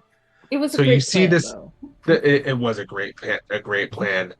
This magic infused suggestion just resonates, and if anyone has seen Denis Villeneuve's Dune, it's very much the voice, but the intonation is slightly off, the timing is different, and it's just not doing it. Dang. Okay. Then as a bonus action, um, I am gonna look at Porthos, and I'm gonna say, uh, um, Porthos, you look like you're a man of action, and a man of action should uh, really just maybe sometimes just needs an extra hand. And sir, I would just like to give that to you. And I'm gonna cast a bardic inspiration. Let's go. No I can just shade, but imagine him that was speaking in that like high-pitched voice. Meanwhile, like a moment before, the voice gets all deep with you going all Bene Gesserit on his ass. Yeah. Yep. no shade, but that was like the most socially awkward bardic inspiration. Let Well, go. he is socially awkward. I know. Alrighty. I'll take it. I'm pointing out how great RP that is. Good props. Good props. Don't forget to mark off your Yep. spell slot for suggestion. Oh yes. And turn rotates to Porthos, Yep. who now sees the ochre jelly that was poised to strike. And that has not moved yet. Has not moved yet. Well, Surprise! sucks for it. You're welcome. That is 17. That'll hit. Alrighty. So for my first trick, He has a gun. oh, I He has a forgot gun. about I forgot about something. All right, so Oh, no. first off, 6, 10, 11, 15 points of damage, thunder damage. I forgot what the thunder cannon does. It gets knocked back 5 feet. And so it happens. I completely forgot that it knocks things on its ass. And then, because Constance is still in my hand, another attack. Natural 20. Oh, Let's go. boom. Now because it's... Well, you stop that. Now because it's less of an argument, do I get surprise attack on the second one? No. Okay.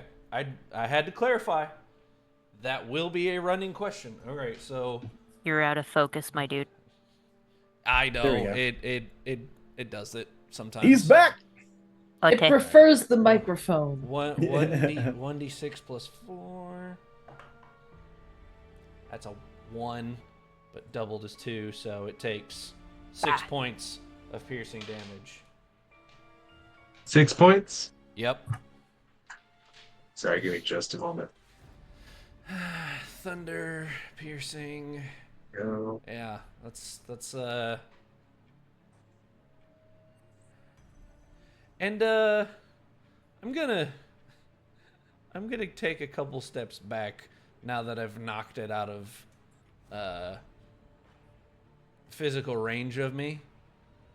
I'm gonna scoot back about 20 feet. All right. It's gonna be a lot harder to punch me Oh if yeah, I'm that's right. not It directly in got front pushed of it. away. Yep. All right. So now it is the Ochre Jelly's turn. It is going to roll forward, unsettlingly so on the ceiling, and it is. How far away are you, Dante? I was pretty much next to Porthos. So it's going to go for Dante, because Porthos is now out of its range. Um, Dante, what is your AC? 14. 14. The 12 that I just rolled does not hit. Yes. So that is the Ochre Jelly's turn. We go to the top of the round, and Chukwa has now come into view. Let's go. Alrighty. So more than likely, I'm gonna see him blasting away at this blob up here. You'll hear it first. Right.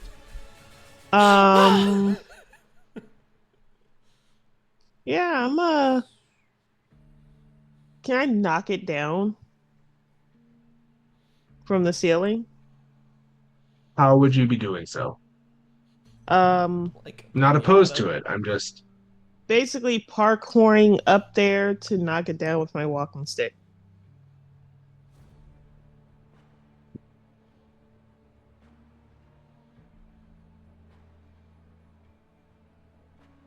Would you have encountered oozes and jellies in the past?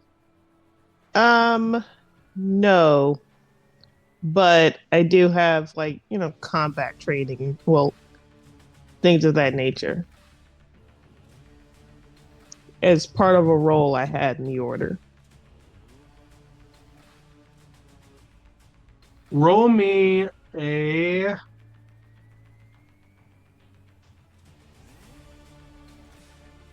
think it's going to be a history check. History. That's historical events, people, nations, and cultures.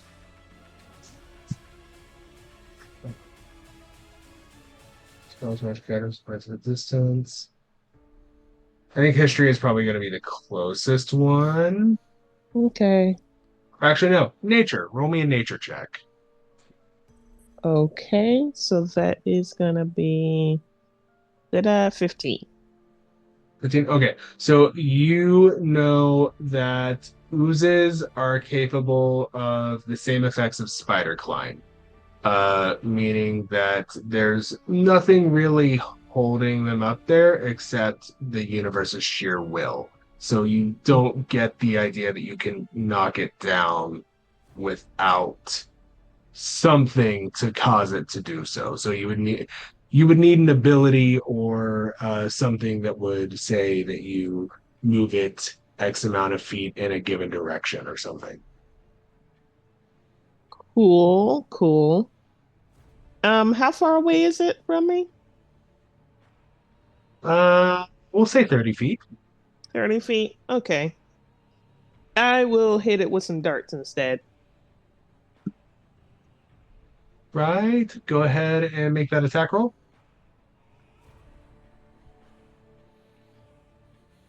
Red is going to be a 15. That'll hit. Cool beans. And then the damage. That's going to be a 7. All right. Very nice. Then we are going to come up to Evangeline, who comes on the scene. And Dante is on deck.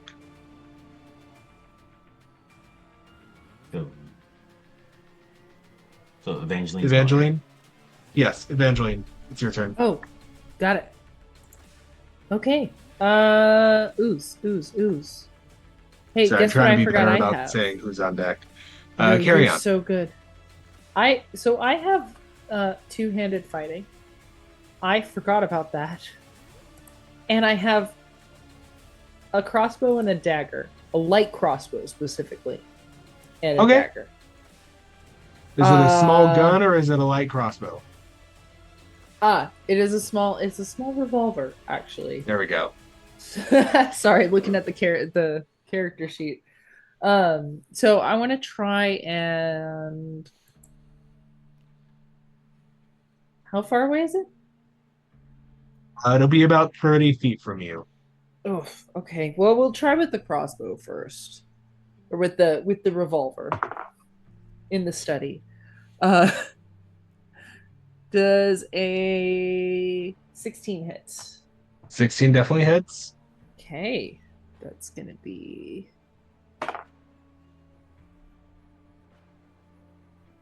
5 damage All right. and a thrown dagger.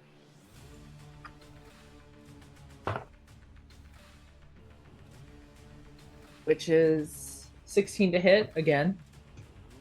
Different Hits. numbers, I swear. And 7 damage. That is maximum damage. Let's go. Very nice. This I thing am- is not looking great. Down a dagger, though. Right. You note that the ochre jelly not that corrosive. Doesn't seem to affect your dagger. Oddly, looking at the stat block, there is nothing about it dealing damage to metal weapons, even though pretty much everything else did. So then we come to So does it Dante still do with acid damage in combat? it does still deal acid damage. It just doesn't corrode weapons and armor. Passively, okay. Then we come to Dante with Ka Undead. All right. I will do another Sorcerer's Burst.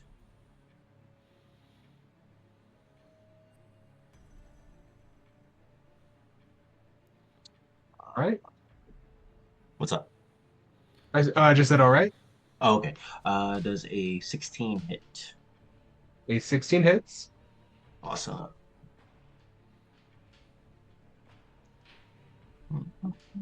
And damage.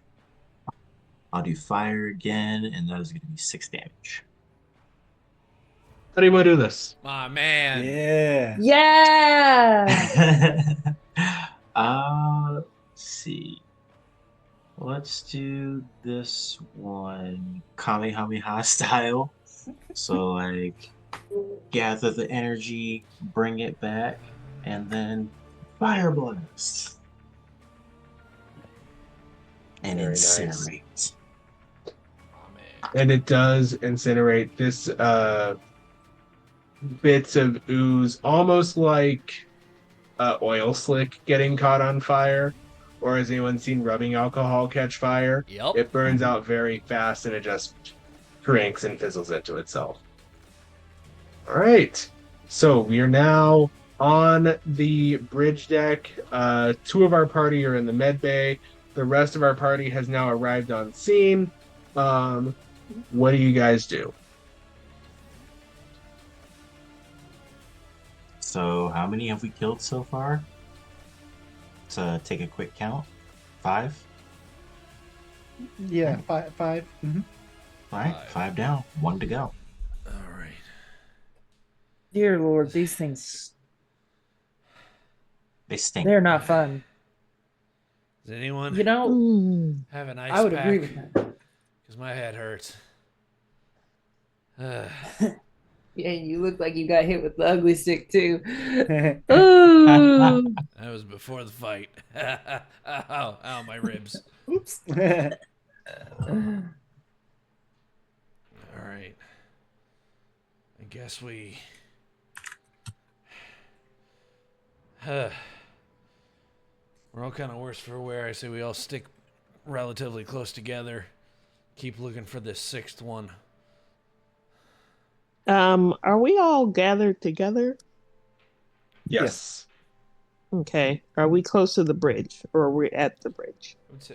You are on the bridge deck. You are in the hallway that would lead to the medical bay. Okay.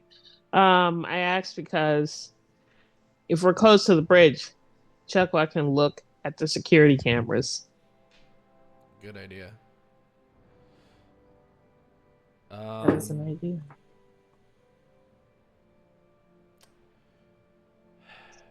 Porthos will pull re-rack both guns. Here we go, and he'll take point heading into the bridge in case anything goes awry. Yeah, Kawa is basically going to be smack dab in the middle. Dante will be right behind Porthos, backing him up. Chuckwa's in front with Porthos. Porthos will basically clear the door, check the corner, and then Evangeline will ride let back. Chuck walk head in. Castanet's in the back too. Right. So you go into the bridge and nothing out of sorts. Everything seems normal. The lights are flickering off and on. The same power issues that seem to have been affecting the rest of the ship are here on the bridge as well.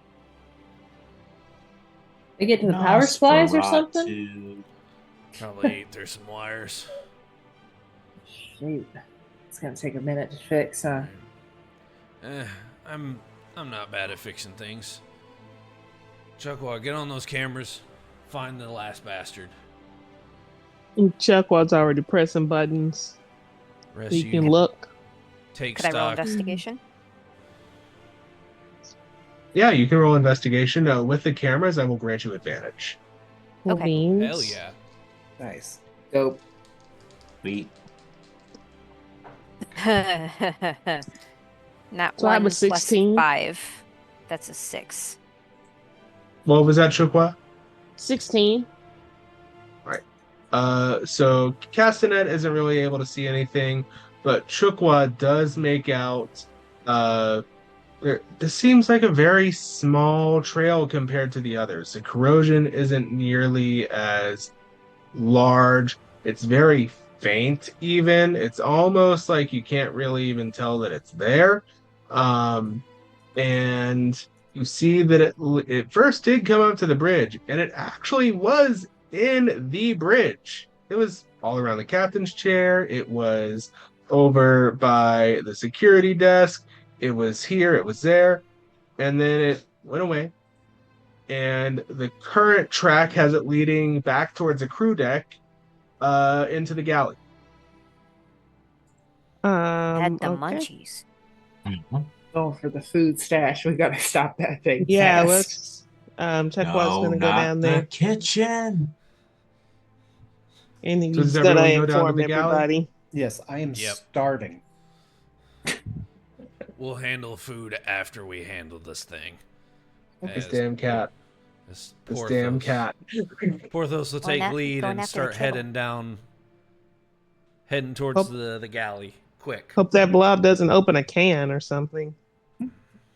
I don't Oh, think I'll you open a can can open a on can. it. It's just Oh, not yeah. gonna enjoy About to what's open a can. inside. Whoop ass. It'll eat the can and be like, it's like a treat. I'm saying So you do follow the trail down to the galley. Who here in your backstory has served on a ship or military installment? Raise your hands. Right. Surprised Dante isn't on that list. Oh, shit. Evangeline. Yeah. My bad. Oh, My bad. yeah. My bad. Okay. Evangeline, have you? No. Actually, no. Evangeline, knowing your backstory, you would be very familiar with this smell. Dang it. Everyone except for Castanet and Chukwa. Actually, that's perfect. Actually, no. Everyone remembers this smell. You smelled something just like this not an hour or so prior when you were at the Nexus of Memory. Okay. But Castanet and Chukwa did not Pie. partake. What? Was it pie? It's not the pie. Although it is something that every diner needs and is the lifeblood of America, It's Coffee. you A smell damn the fine cup most of coffee. beautiful, robust, aromatic coffee. So not ketchup. Okay. Not ketchup, no. That's the second answer. That's the second answer, yes. No love for mustard. Coffee. No, Get the out of here with swamp your benders. I do like dirty mustard, but you comment. said the lifeblood of America, so I had to say ketchup. True. Ketchup's good on most things. Get out of here with your dirty mustard. Blah. Um, French press. Mm. No, he's just So we thinking about coffee. So we smell them beans. so is that Brian thinking about French press coffee, or is that Ka thinking about French press coffee? Because I have questions about what qualifies as a French press in this setting. Oh no, it's Ka for sure. Ka is thinking of like every type of coffee he's ever had, and he's like, But is it called a French press still? sure, Yeah. World building. We'll come back to it. yeah. French were there at some point. What is a French? I mean, this is the the astral plane, Yeah. so basically, the French have most likely been there too, and surrendered. You're not and wrong. surrendered. Yes. Oh, boo. Oh, guys, I think our viewership in France just plummeted. Yeah. Well, I'm heartbroken. Can't win them all. Anyway, Yeah. Neither could the French. So you do smell this beautiful aromatic coffee scent coming from the galley. much like the bridge, Porthos will stack on the door, wait for the rest of the party. As soon as everyone's lined up, he's clearing the room. You go in, you see, a few refrigerators, some food storage bins. You see a range top. You see a couple of ovens, so it looks like you can have multiple different dishes going at once at different temperatures. There's an air fryer for those who just really want something to just be Roaches. cooked quick. Roaches. They're the roaches. Air fried roaches. Oh We're my gonna have god. to get- Oh, It's so cool. It's so crispy. Gonna have to get bug traps for the ship. Not allowed to stomp on them. We got to catch them now. This is great. I love every moment of this. And you do see, there's a set of chef's knives. There's a mug on the cabinet. There is a set of pots and pans. And just this beautiful aromatic smell exudes through the space. It smells so wonderful. It's so pleasant. Dante's just Like a admiring reward. all the awesome cookware, the knives, the pots, the pans. He's just in ooh and ah. Can I roll either investigation or insight? See if anything's out of the ordinary. Sure. Let's do investigation.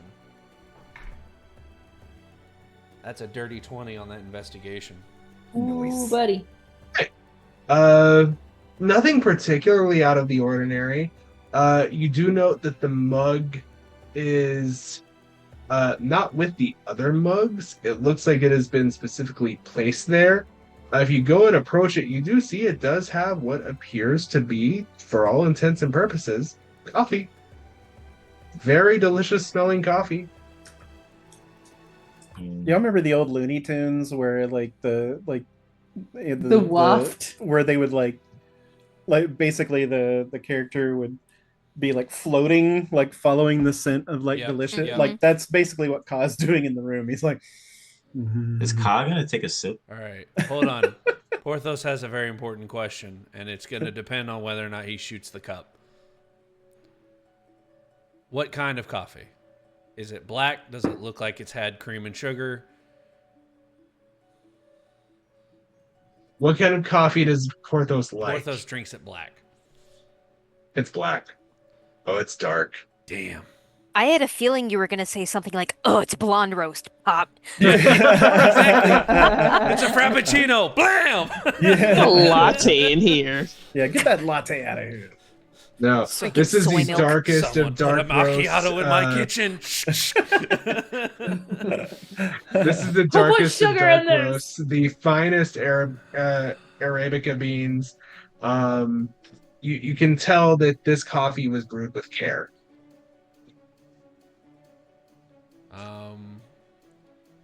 All right. Porthos will put Constance in his holster. He will pick the mug up and give it one of those. Oh, hold on. I have a mug here. He gives it one of those. Hey. Kind of smells. Okay, Also, so branding. as you, Hey. So as you sort of go to slosh it, it's not really a coffee-like consistency. It's more of a slight cello-like consistency, and you see as it slowly just gets up and it kind of sits on the edge of the cup and it yawns.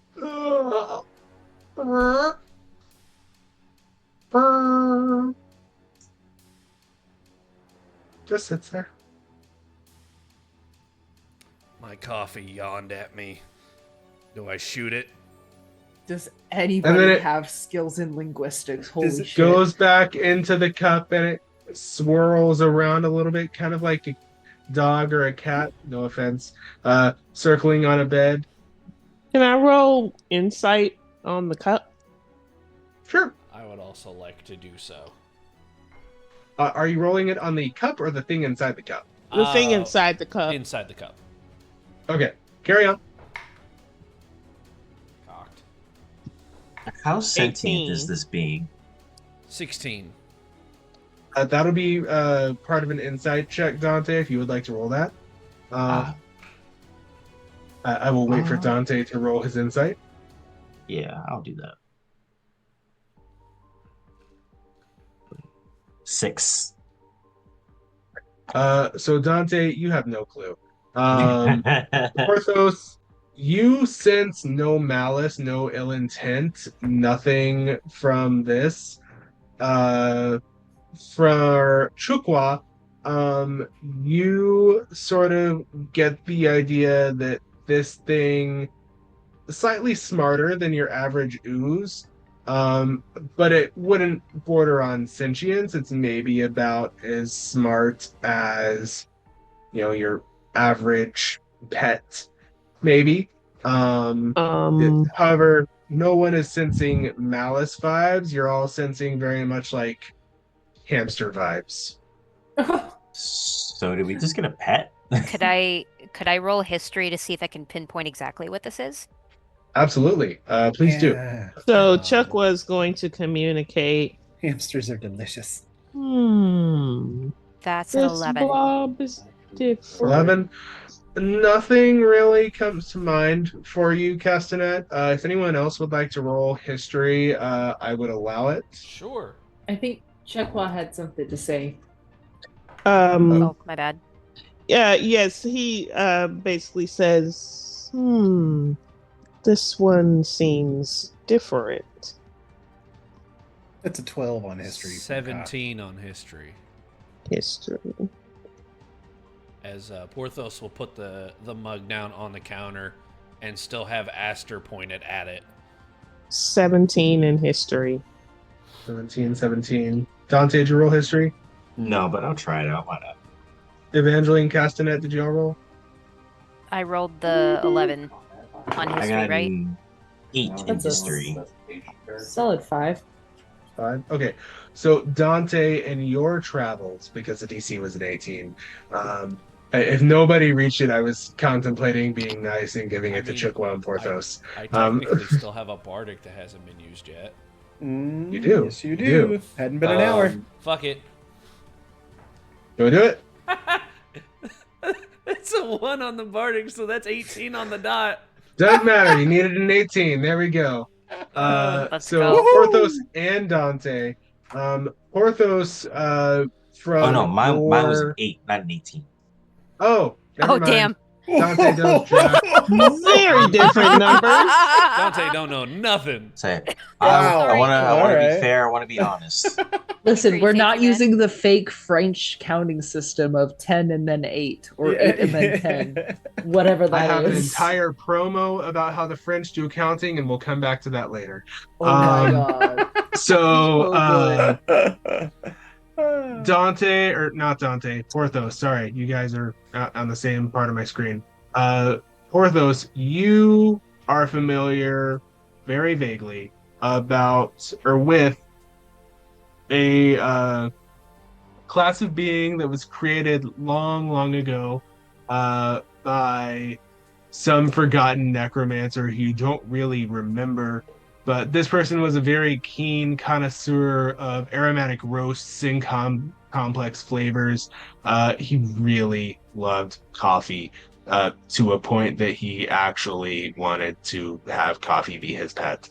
And so he We stand. created a subspecies of ooze called a homebrew. Boo! That's so cute, but boo! I've almost died. I might consider it. Porthos will put the gun away. OMG. Can we have 10? So, Porthos, you have access to the homebrew stat block that I know you already know about, and may do so with that as you please. Oh, I will. Don't you worry. Well, Right. I don't feel comfortable shooting a perfectly good cup of coffee. I guess we're keeping the little thing. What are we gonna name it? I don't know I yet. have a squishy. Squishy.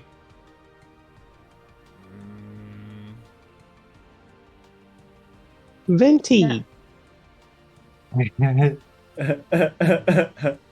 Now, I got a question for y'all. Do you just adopt anything that comes through those doors, or is this a new thing? Are you trying to get adopted? Yes. This is all No, new. absolutely not.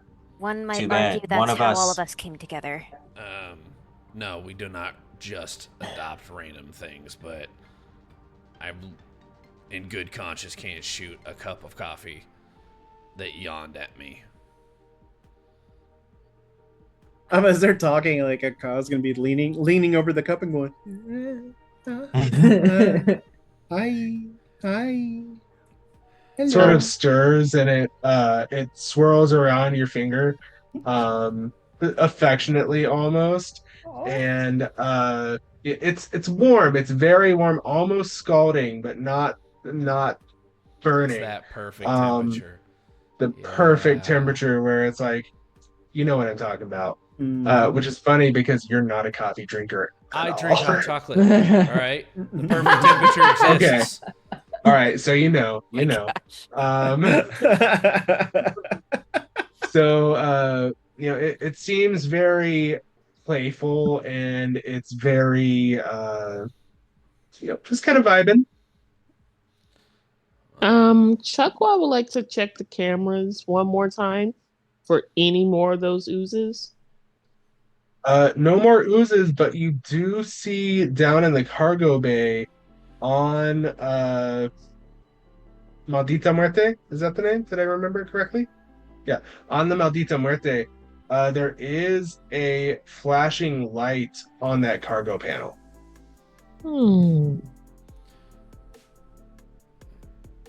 And he's going to raise a hand and wave towards Evangeline.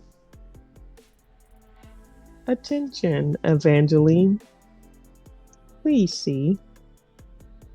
And he's going to gesture towards the screen so that you can look at what it is that he's looking. I don't know what that means. Your ride's blinking. So either you're getting a call or you're being tracked. Or it's gonna explode. Does it require repairs? I can tell You you know, that, yes. I would very much not like to blow up. I'll be honest. I found that thing out back of a diner. So Weren't it much was looking stolen. for. No, my full intention was to return it to its rightful spot. When I'm I not was judging you, I'm finished. simply stating the circumstances. They have strategically transferred everything to an alternate location. Exactly. Yes. I'll go take a look at it. I'm pretty good with machines. And Oh, he picks up the good. cup of coffee. All right. He's taking it with you. You just need a newspaper. Hi, Squishy. No, I'm look here at the for that. little squishy. Do you all go down to the cargo bay? I'm definitely going. I need to see what's going on with the motorcycle. Yeah, might as well. So you go down to the Maldita Muerte, and you do see that the engines have stopped sputtering. The power source for the bike seems to have failed, and you see the blinking display on the cargo portion of the space bike, and you make out in what does everyone speak? I speak Common and Umbral. Common, and, Tabaxi, and Thieves' Cant. Common and Sylvan. Castanet? Common and Wi-Fi. Fair enough. Wi-Fi. Wi-Fi? I mean, she knows the Korean, but as long as you can hear her, it comes across as the Wi-Fi in your head. Basically, the way that it Oh my works is with God. the telepathy, you need to at Oh, least that was understand great. a language in order for the Wi-Fi to work. Oh, that's good. Chukwa, what do you speak?